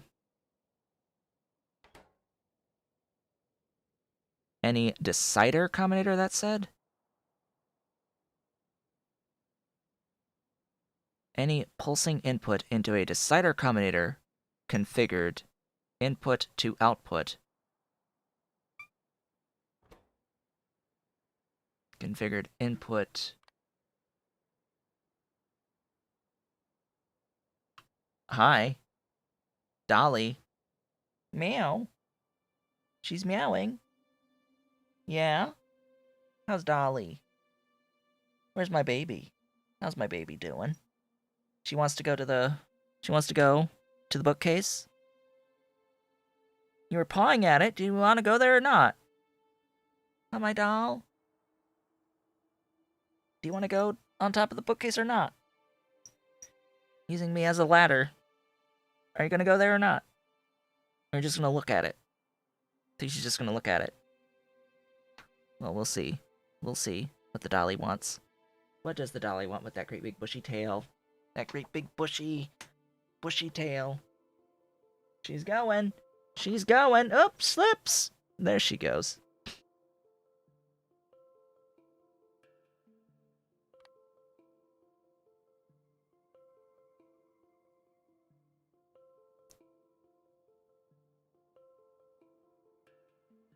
Configured input. Is that less than equal? Or greater than equal that they're trying to write there? And wired between output, input. A less than equal A, output A.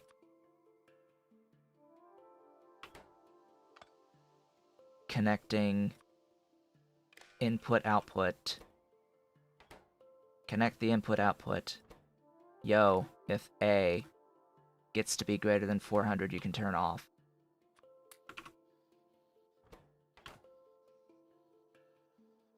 It's not... It's not...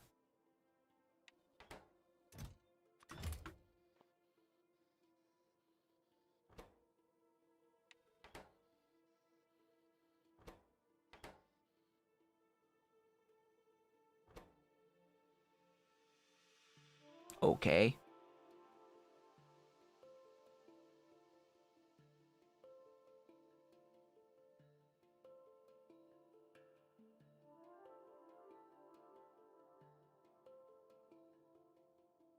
Input must be 0 at all other times, or the combinator will run away. Yeah, fine. Pulse generator is used to accomplish this, combining several gating decider isolators set with sequential conditionals. A clock and a pulse generator to the input of a counter will allow remote polling and counting of each isolator's contents. This tells me Jack and all. Okay, that's better. Memory cells, hi. When A less than a value B, use a different color wire than the one that's your input, okay? Okay, U to input. Green. I need a green wire.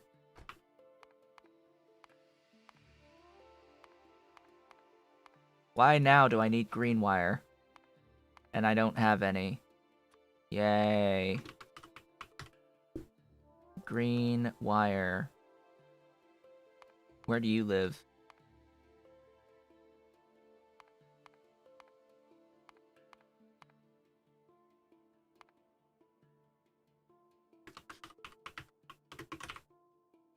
Way up here.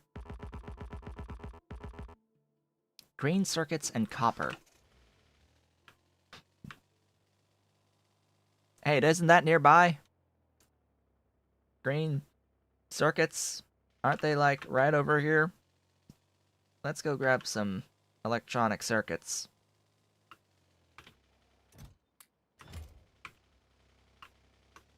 And then as for the copper cable, do I even have copper cable here anymore? I don't think so. Oh, I do. Hi. Yeah, I'll take that. Let's make all of the green wire ever.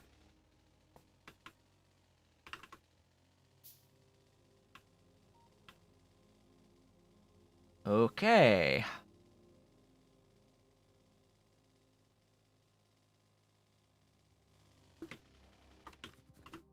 I don't know why there needs to be a B and output A, but sure. Attach that to that, and then... what? Attach red back. Because I don't know what's going to be iterating. Regardless. Oh, you know what? No. It needs to be the contents, right? We need not A, we want the contents, which I think will be in each. And we'll output A. I don't know how that's going to work.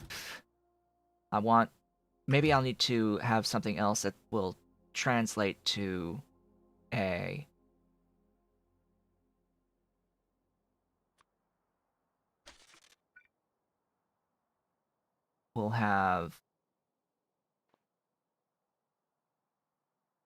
We'll try it this way. Will this work with an arithmetic? I don't know.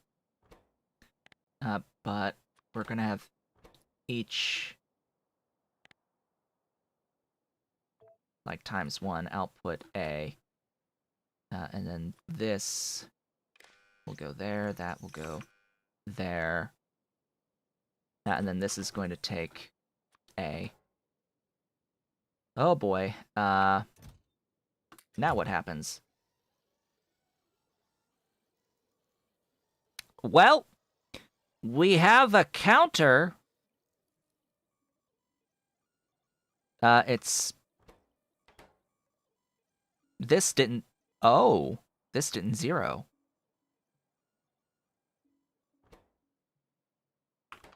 What? Hold up. What?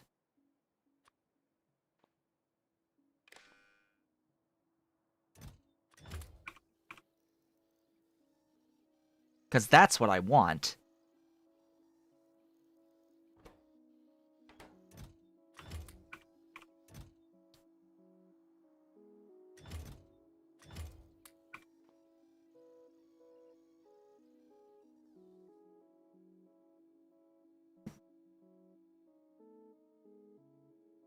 I just didn't wire it right.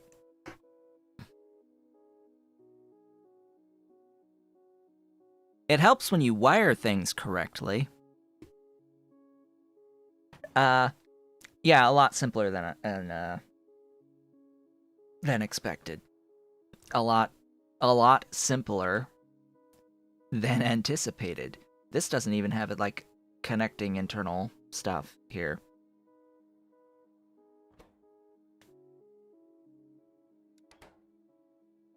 Yeah. So that's a thing. And that's exactly what I want it to do.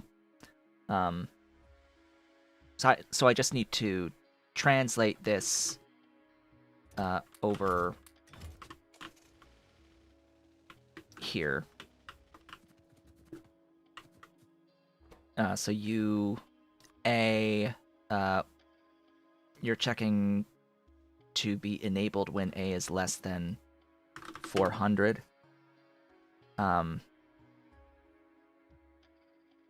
You're going to pulse your hand contents, and then I need the arithmetic combinator, which I just have to squeeze in somewhere in the build. Here. Right there is fine. And then I don't actually need to connect the box. What I need is to connect that to the input and then back to the thing, and then it's A, times 1, output A. This is looping, which is why it saves A. Because it's all connected with the same wire. That's how it's saving A.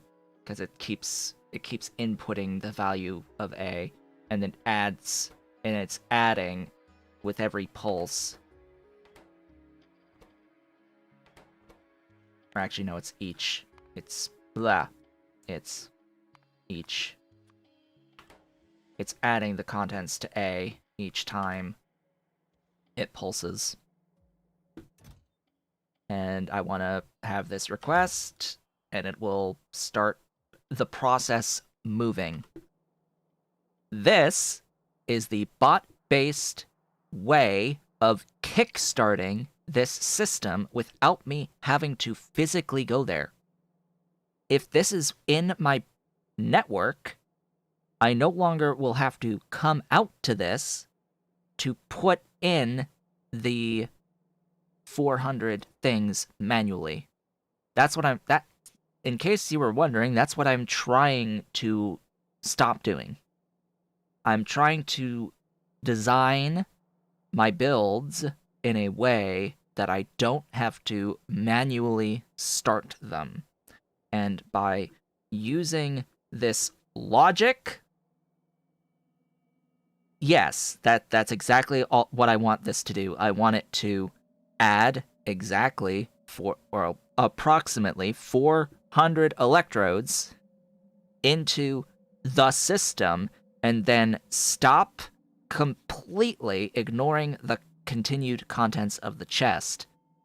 So it's because the bots are constantly going to be bringing in up to 400 in this chest, I need a way to permanently stop this inserter once I have enough in the system. In this case, it's 400. In this case, it's 400. On this check, that can change to whatever I need it to be. Yeah, and it's to prevent it from overloading the system with too much. So yeah, that's the point, is to get it so that the robots can start the system for me, rather than me having to physically come out to every time I build this build, and start it myself. Whoops, what was that? Oh. Because previously, this build had 4 separate things that needed to be manually added. In this thing right here, making 100 mineral sludge per unit, right? This right here needed an input kickstart of this stuff, of the actual charcoal. It needed charcoal, it needed sulfur, it needed filter frames, and it needed the electrodes.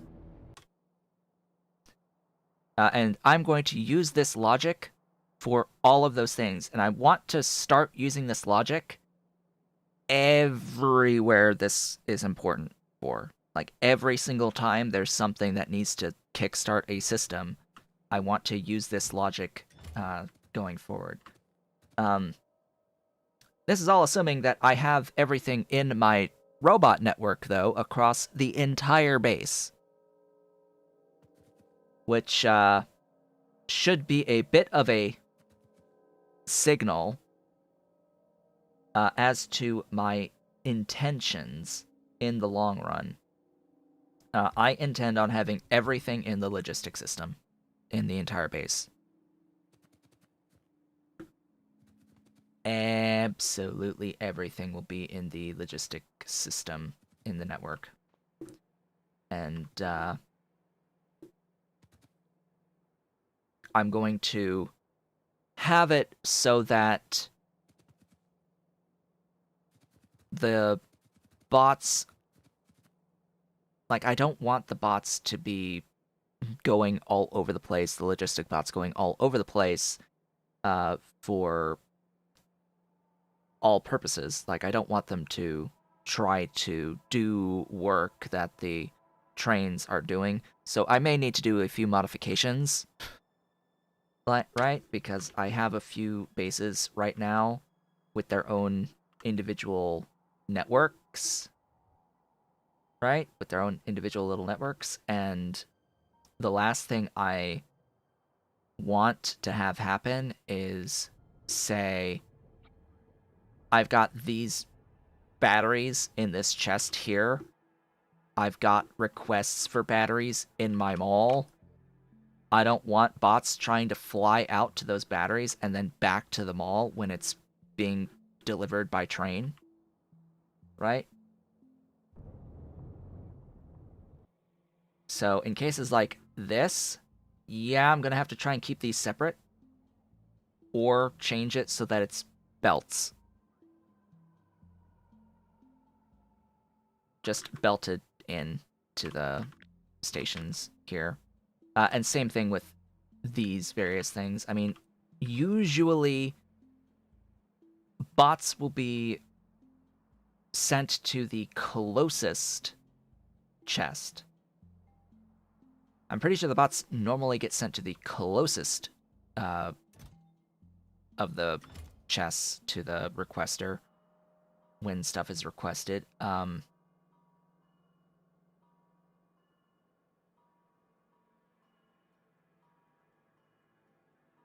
Regardless, though, I think I am going to want to have some of these guys in the system itself. The irony being that the Invar that I have set out to make here is required to get the upgraded Roboport. Is to get the blue Roboport. I need this to actually be connected to power so that I know.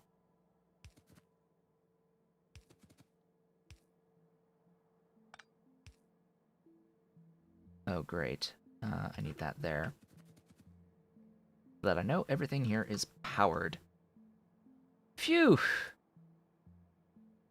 Well, that was a thing. Coming up with that logic. So that's that part and that part. And just those two parts. Oh, right. The water. That'll have to come in different spot. I'll have to do something along these lines.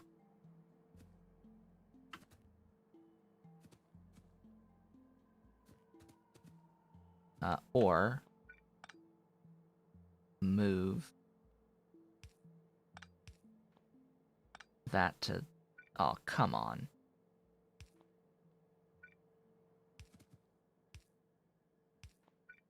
Ta-da! So, the input of pure water... How much pure water am I going to need in total? Where's the thingy for making pure water? There's... Now, that says 4, but this also is making pure water out of the, like, in the process of making the sulfur, and the system wants to use that 52.5. So, in reality, I would need another 52.5 in here. Hellmod. Expand. What is the absolute total on the pure water? That's 753.3 plus 52 in half. 805.8. And I see this is 500 right here, so if I can grab one of these and be like, hey,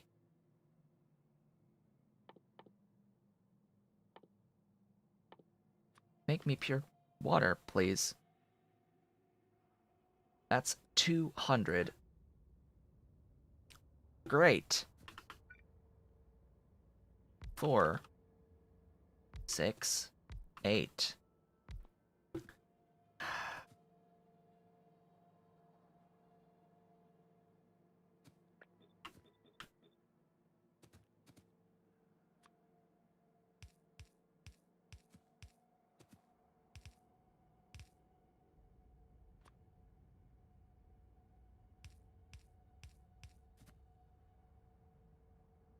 Sure. That's all of it. I am extremely disappointed that it's 5.8 off. Uh yeah, we're just gonna get rid of that and use some of the output from the other doohickey. Um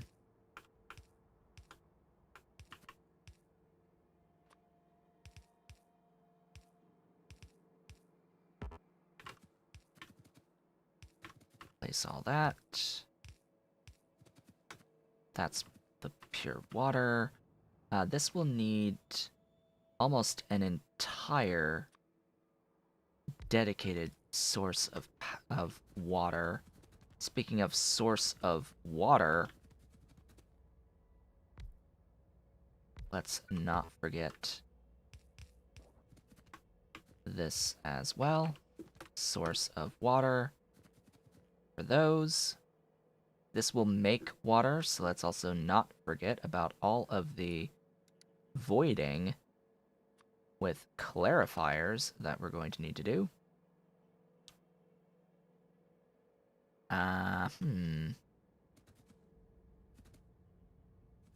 don't want to make this much wider is the only, like, main concern here.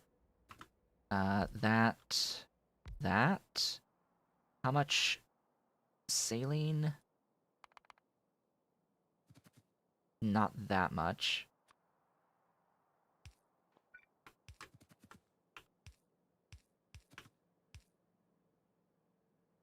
That will deal with the saline. This I need to deal with the, I need to deal with the pure water here. Well, not the pure water, but the actual dirty water and mineralized water. The mineralized water will partially...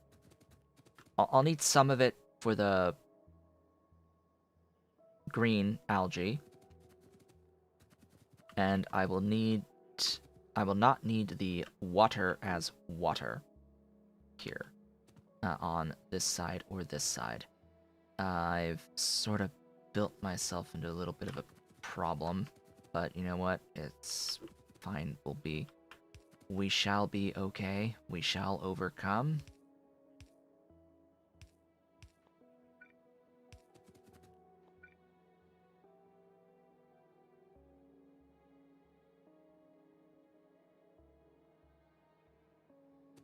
Especially when I have this guy here.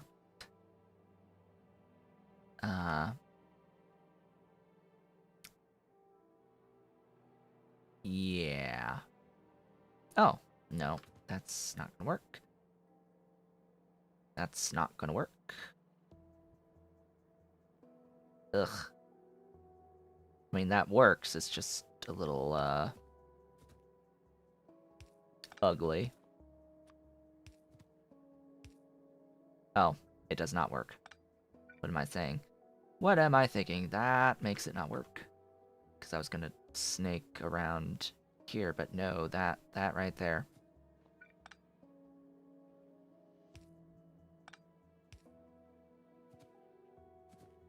Yeah, this is just in the way. I can't deal with that being there. I'll have to work on that after doing all of the things that I need to do.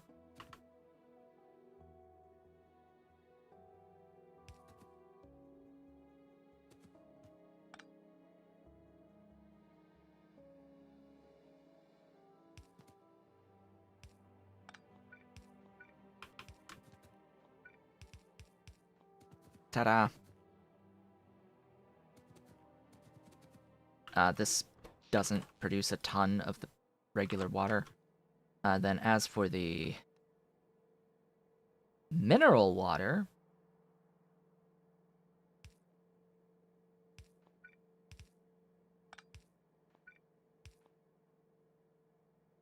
Wow, that was so much easier. Oh my gosh, that was so much easier. Hello. Overflow valve, wherefore art thou overflow valve? There you are. Power, power, power.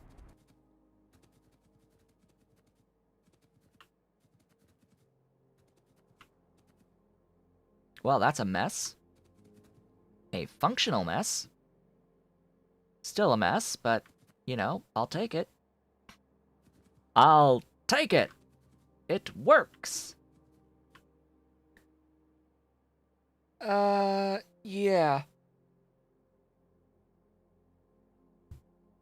Also, I suppose a temporary alternative for me would be to have, like, a, just place a provider chest down. Like, in a square with an isolated network, and I could just put in, like, the electrodes, the sulfur, the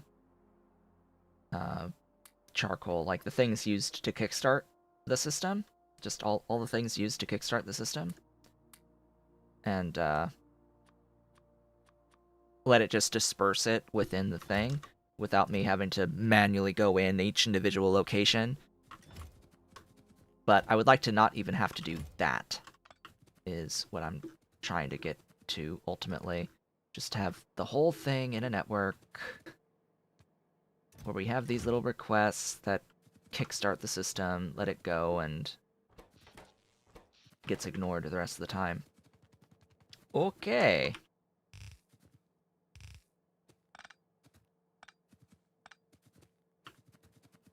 That's part of the build.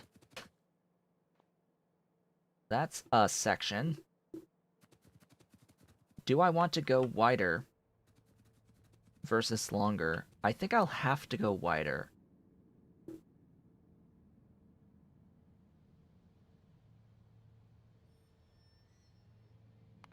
That's that part done.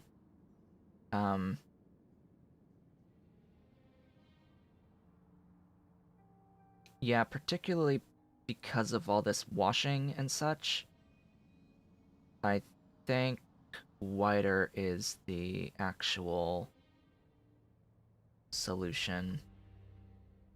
And it'll give me some extra space to get like all the algae farm stuff for the charcoal that I need. Now the filtering, I think, will be down here and will be oriented in a different way than... Well, no, it'll actually be oriented exactly the same as the other way, where it's this way, making use of the width. Hello, Ollie. Welcome back to the desk. The cats have been very active today. Oh, now he's resting. Resting, yes. Hey, fighter. Fighter. Yeah. Hey. You're grabbing me. Look at this. Look at this boy. Yeah. Hey. Fighter. Fighter. Jabba. Little biter. What are you doing? What are you doing? Why are you biting? Why are you biting? He's still playful. He's in his playful moods. Playful moods. Ta-da. Hey, you. Don't think he broke the skin. Pretty sure. He was gentle. Yes, gentle, but with teeth. Yeah, that's my boy. You can relax. Relax and groom. See, relax. Relax and groom. Relax and groom, yes. Be nice, my Ollie. Little lower. There we go. Well, okay. From here. How many air filters do I actually need total? 3? You're joking, right? That's as wide as we're going to go. Right there, that's going to be our defining limit to the width of the thing.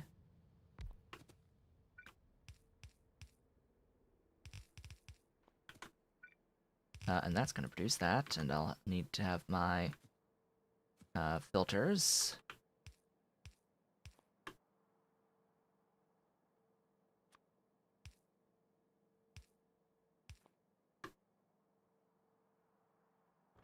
You, filter.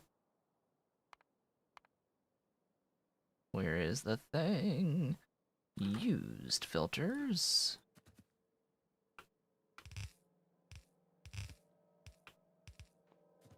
These get treated in chem plants, actually. How many chem plants do I need for the treatment? Oh no. Blah. Yes, how many... Where are you?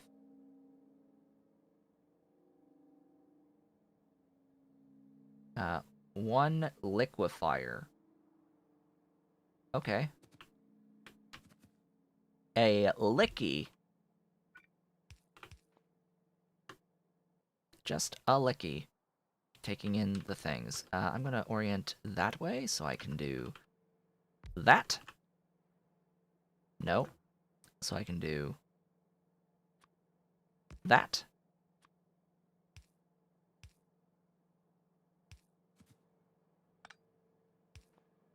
There we go.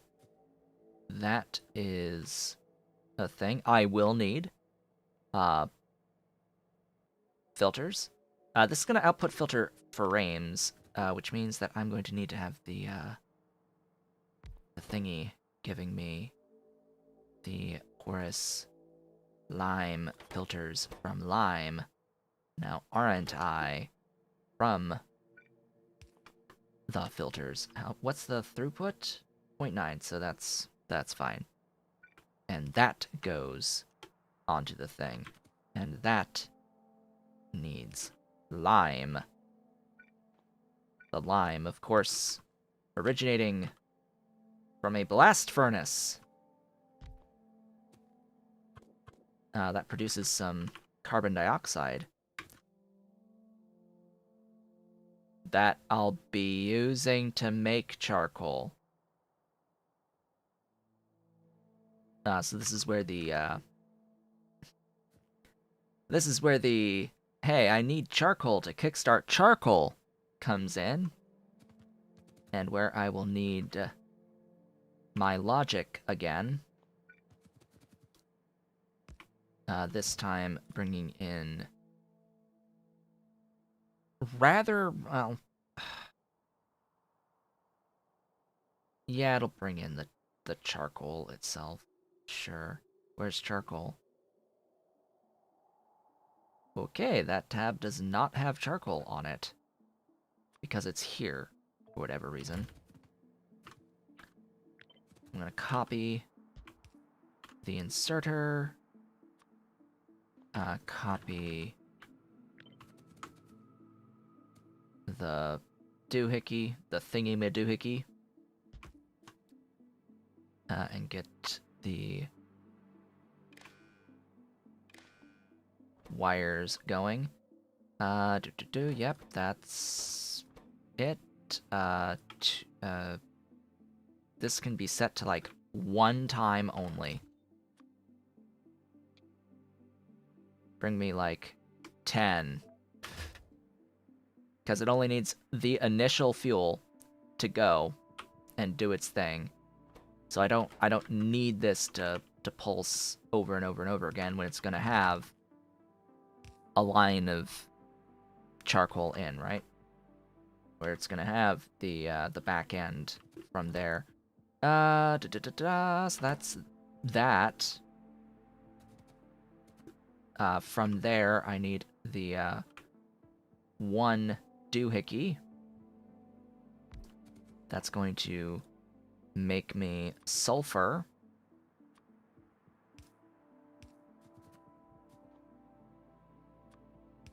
And let's not forget about the whole thing with the stuff.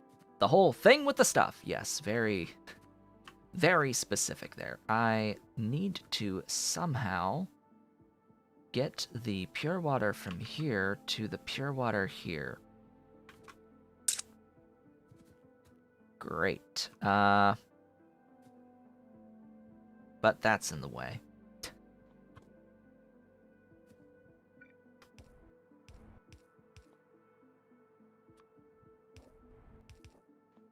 That'll do it. But, of course there's always a but. It needs to be a top-up valve. Or...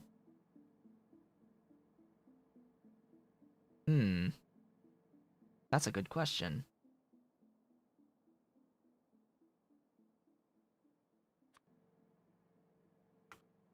Output valve? Top-up? Top-up valve.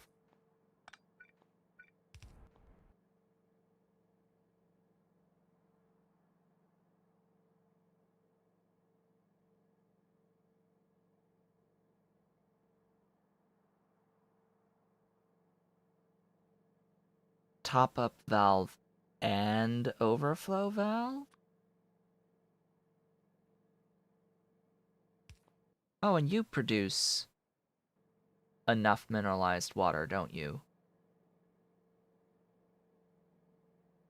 Yeah. I'm pretty sure you produce more than enough of the mineralized water, so I don't even need any of this mineralized water. How much does this electrode washing make? 100! Wow. That's a lot. More voiding.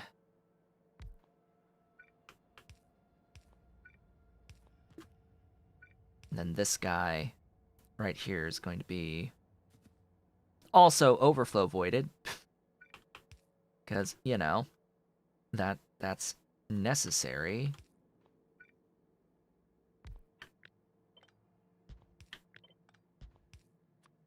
But the rest is gonna go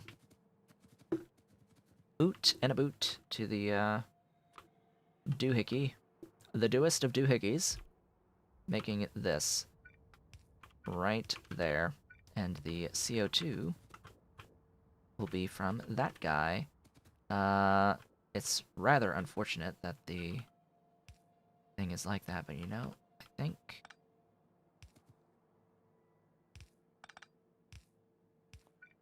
think I'm okay. I am not okay. Ugh. Ugh.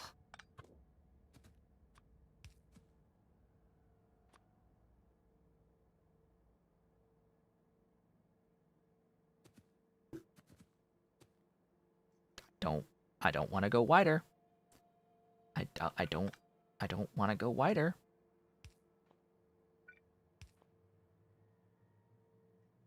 I would rather not.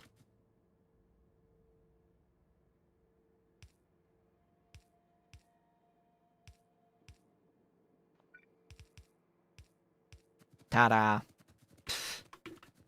Oh boy. Oh boy. There to there.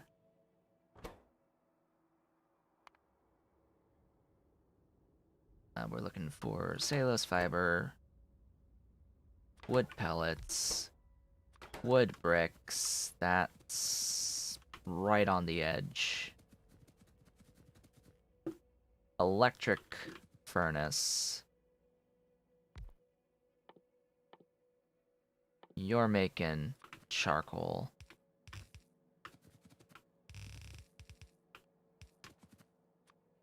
Ba, ba, ba, ba. Da-da.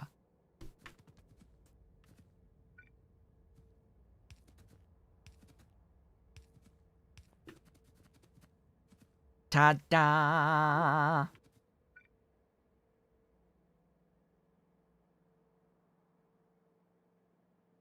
That can go there. That can go there.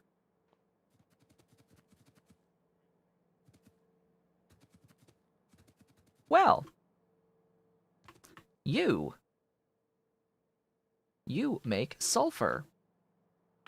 sulfur has to go somewhere. And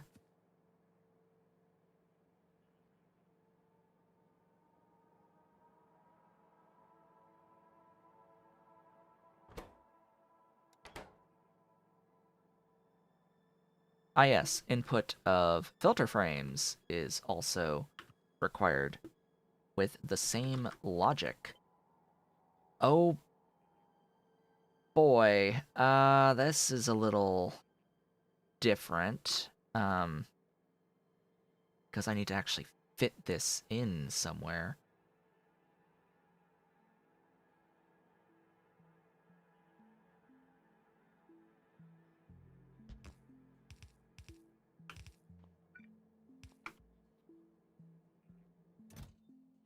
You are filter frames. Question is, how many filter frames do I need? I'm pretty sure I don't need 200. So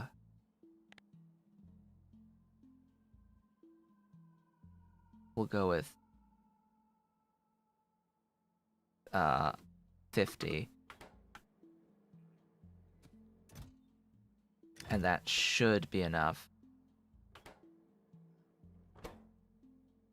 There we go. That should work and be fine. Because I was just thinking to myself, hey, like, do I need any kickstarting down here? And I'm like, no, it's from this making the CO2 in the first place. But this also needs lime. Oh, right, this also needs lime.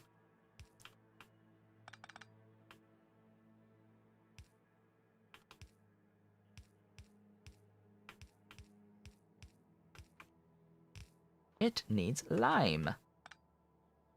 Hey, guess what? We need to make lime.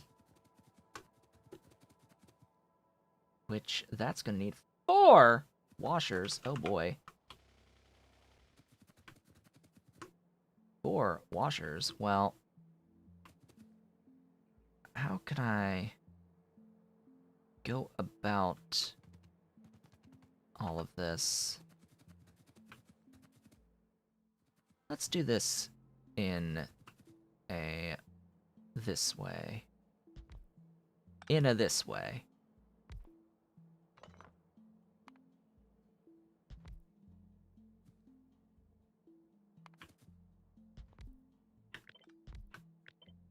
All this is 1 to 1 to 1, so it's fine. That is different, yes? Heavy mud into concentrated, concentrated into light, and of course the original viscous.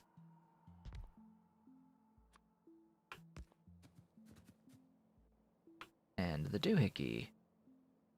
The seafloor.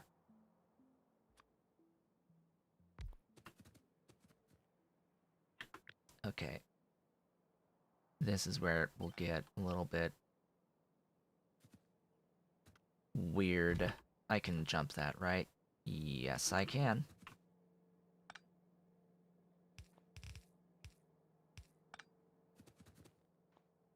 Phew. Water, water, water, water.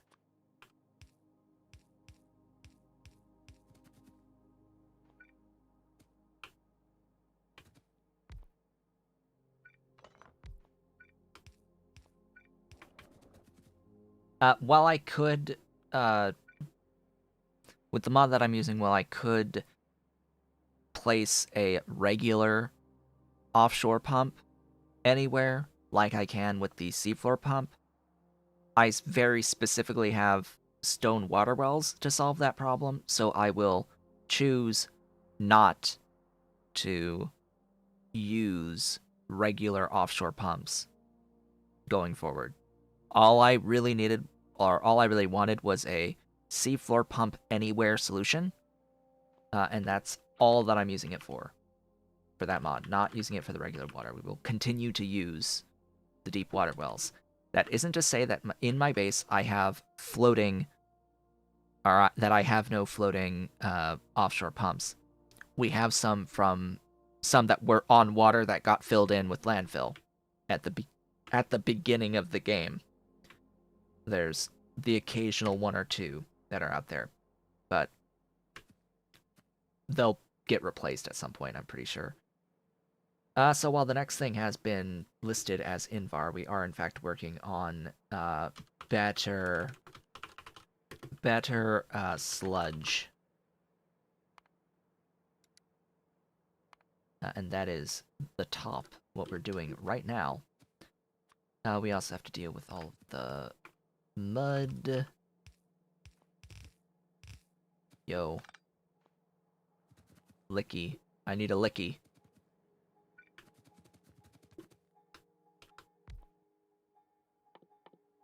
Gib. That. Duh. Better option. And just to keep the width. Just to keep the width organized.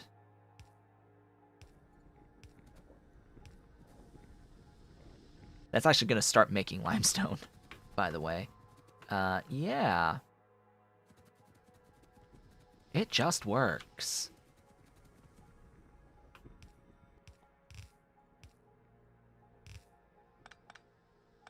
We're not done yet.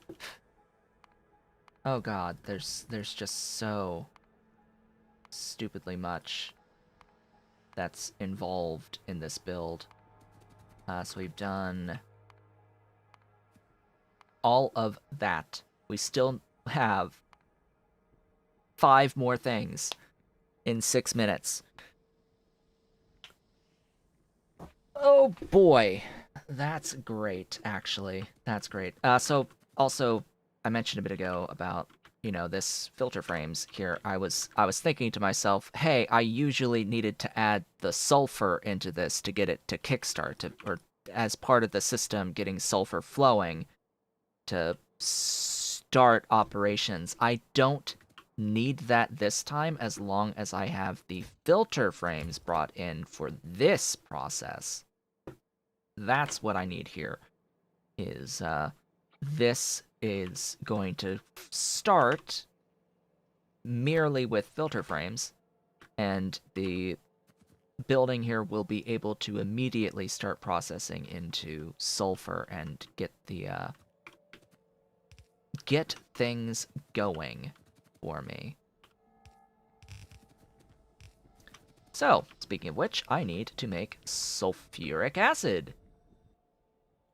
And that's going to be the point of these 2 little dudes. There and... There.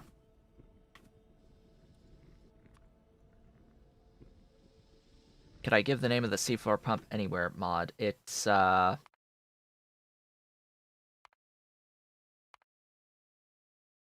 me see, what is it again? Inland Pumps. That's the name. Inland Pumps. I need a pure water down here. What? Oh, okay.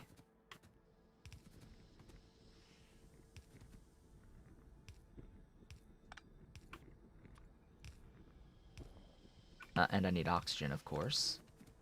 Oh, right, I need to deal with all the hydrogen and all the oxygen. Ooh, I didn't do any of that thinking.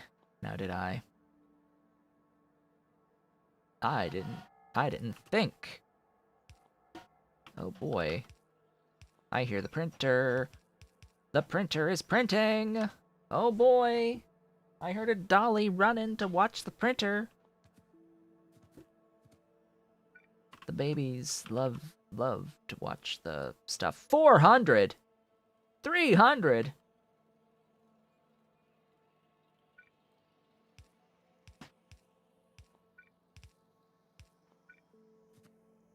Oh boy.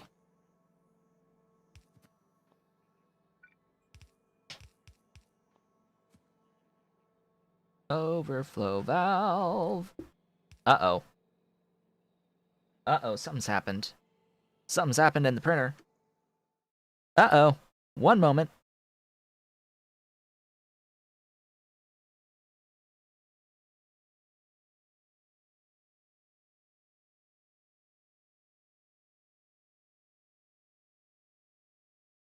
I think Dolly did something to the printer. I'll be right back. It might be out of paper too. Let me have a look.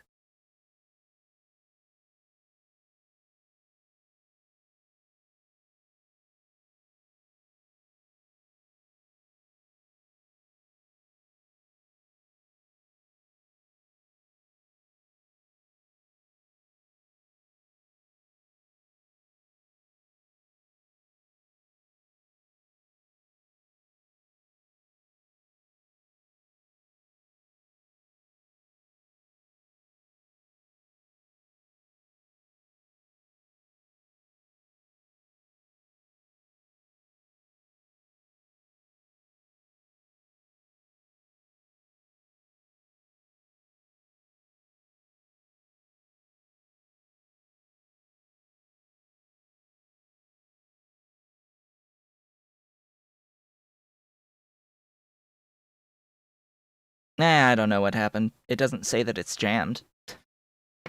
There's no message about a paper jam, and there's paper in there. I don't know. It might have just popped out a little bit on the paper tray. I'll deal with it when I'm done. Apparently, I missed a direction of the thingy. There. Fixed on the mud. And then that is doing its thing. I need to be able to void. I never remember how much a flare stack voids.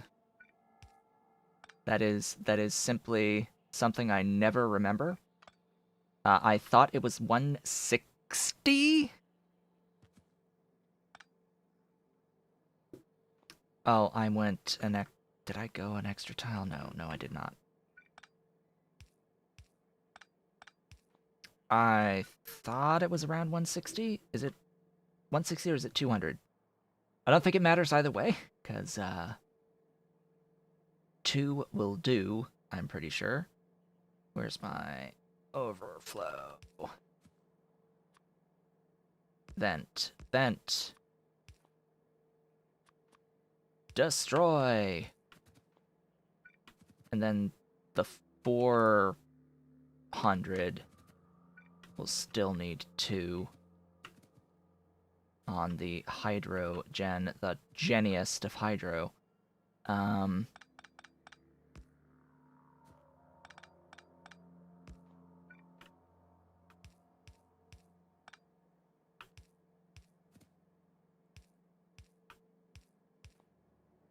That'll be fine. That should work. And now, all that remains is the chemical plant, triple chem plant, I should say. Let's not have it that close. Go down another level.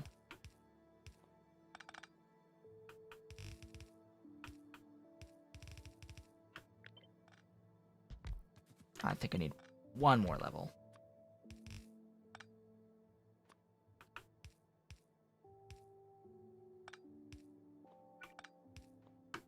L, L, L. Doink, doink.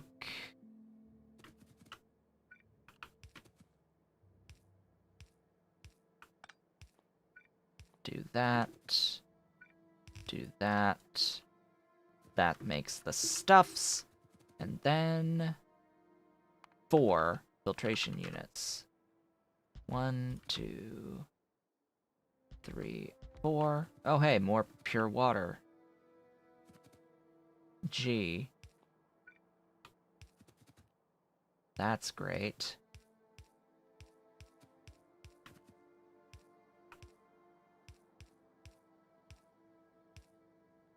How convenient. It connects up directly, like so.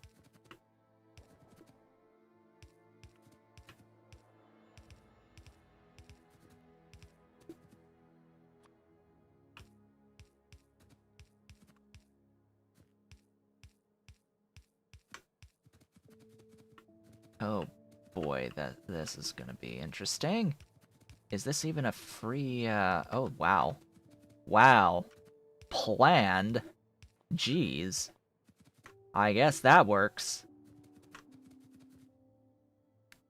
That works. I guess the one potential flaw would be solved by making this behind a top-up valve.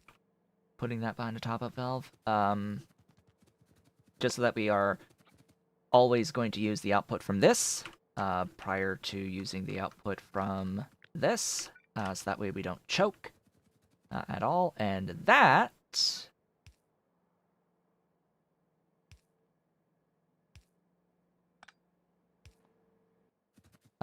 just needs the ceramic filter setup as part of it. This way, down, over. I need...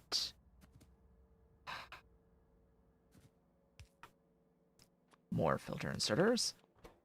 You're going to output the spent ceramic filters.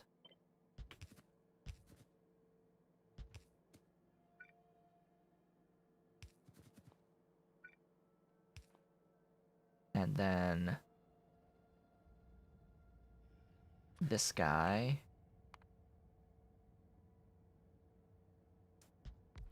A little bit far away, but you know what? No, you'll go there.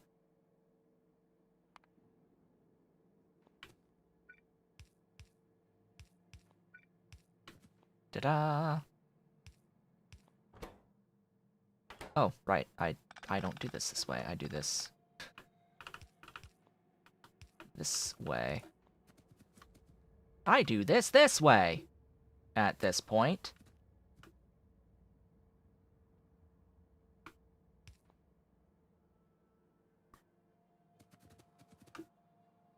So that will work because it'll put all of the actual frames on this inside lane here, and only on that inside lane, and allows the used filters on the outside lane. The spent filters, and that's gonna cycle filters. All it needs is our trusty little logic.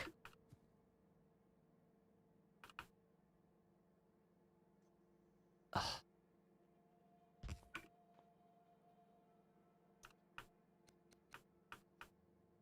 Trusty little bit of logic there, and this can put more, and it doesn't really matter how much it gets, but it just needs...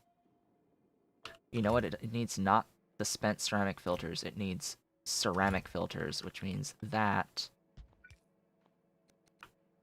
needs to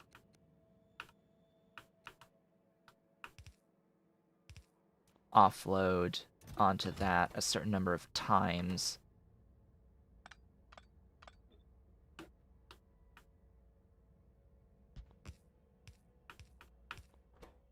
We'll say 100, or yeah, 100 times, bringing me the ceramic filters into the system, and it'll only happen that many times, or after that number has been provided, and that just add one more of these little doohickeys down here. And a requisite radar.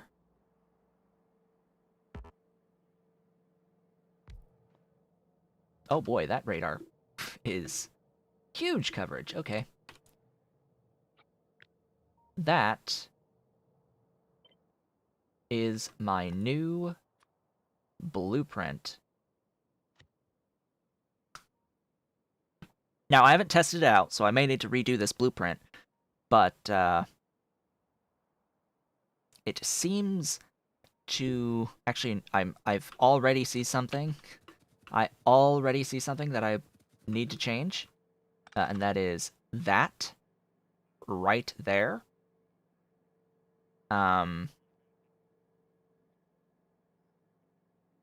there's no point for it to be a sushi belt on this. Which is why I limited that by quite a bit. Yeah. Yeah. This is inputting on this outside lane so that can safely back up and allow the used ones to get processed. So that is the immediate thing that I noticed. Also, you are what?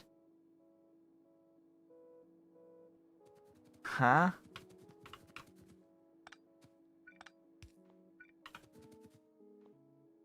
Not connected? You are not connected for whatever reason? From the water? Regular water? Alright. With those issues solved. That's the new blueprint for the 100 per second. Now, here's the question. How does it compare to the old one? So, the old blueprint is that, and it made 100. It's a bit smaller. It's successfully been made a bit smaller. It's definitely fewer overall entities. I'm absolutely certain it's fewer overall entities. So performance-wise, much better, but also shorter. Shorter by a bit, and actually not as wide. Oddly enough, just barely, just a few tiles on it, on the width, and a few more on the length. But yeah, it's different, and it is a slight improvement for every 100.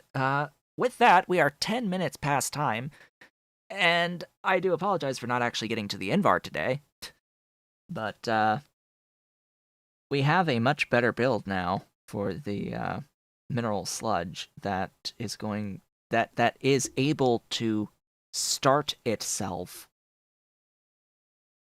from a broader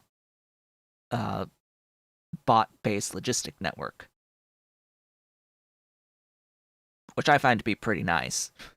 I'll be honest, that's pretty nice, knowing that this thing is able to self-start as part of the broader logistic network.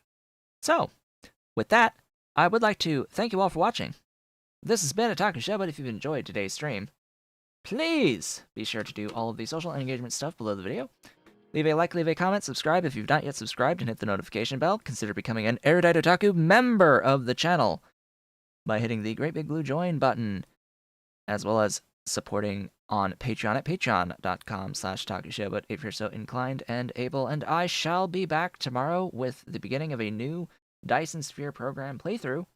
And of course, I will be back to actually do the Invar on Thursday. I hope to see you all on the next one.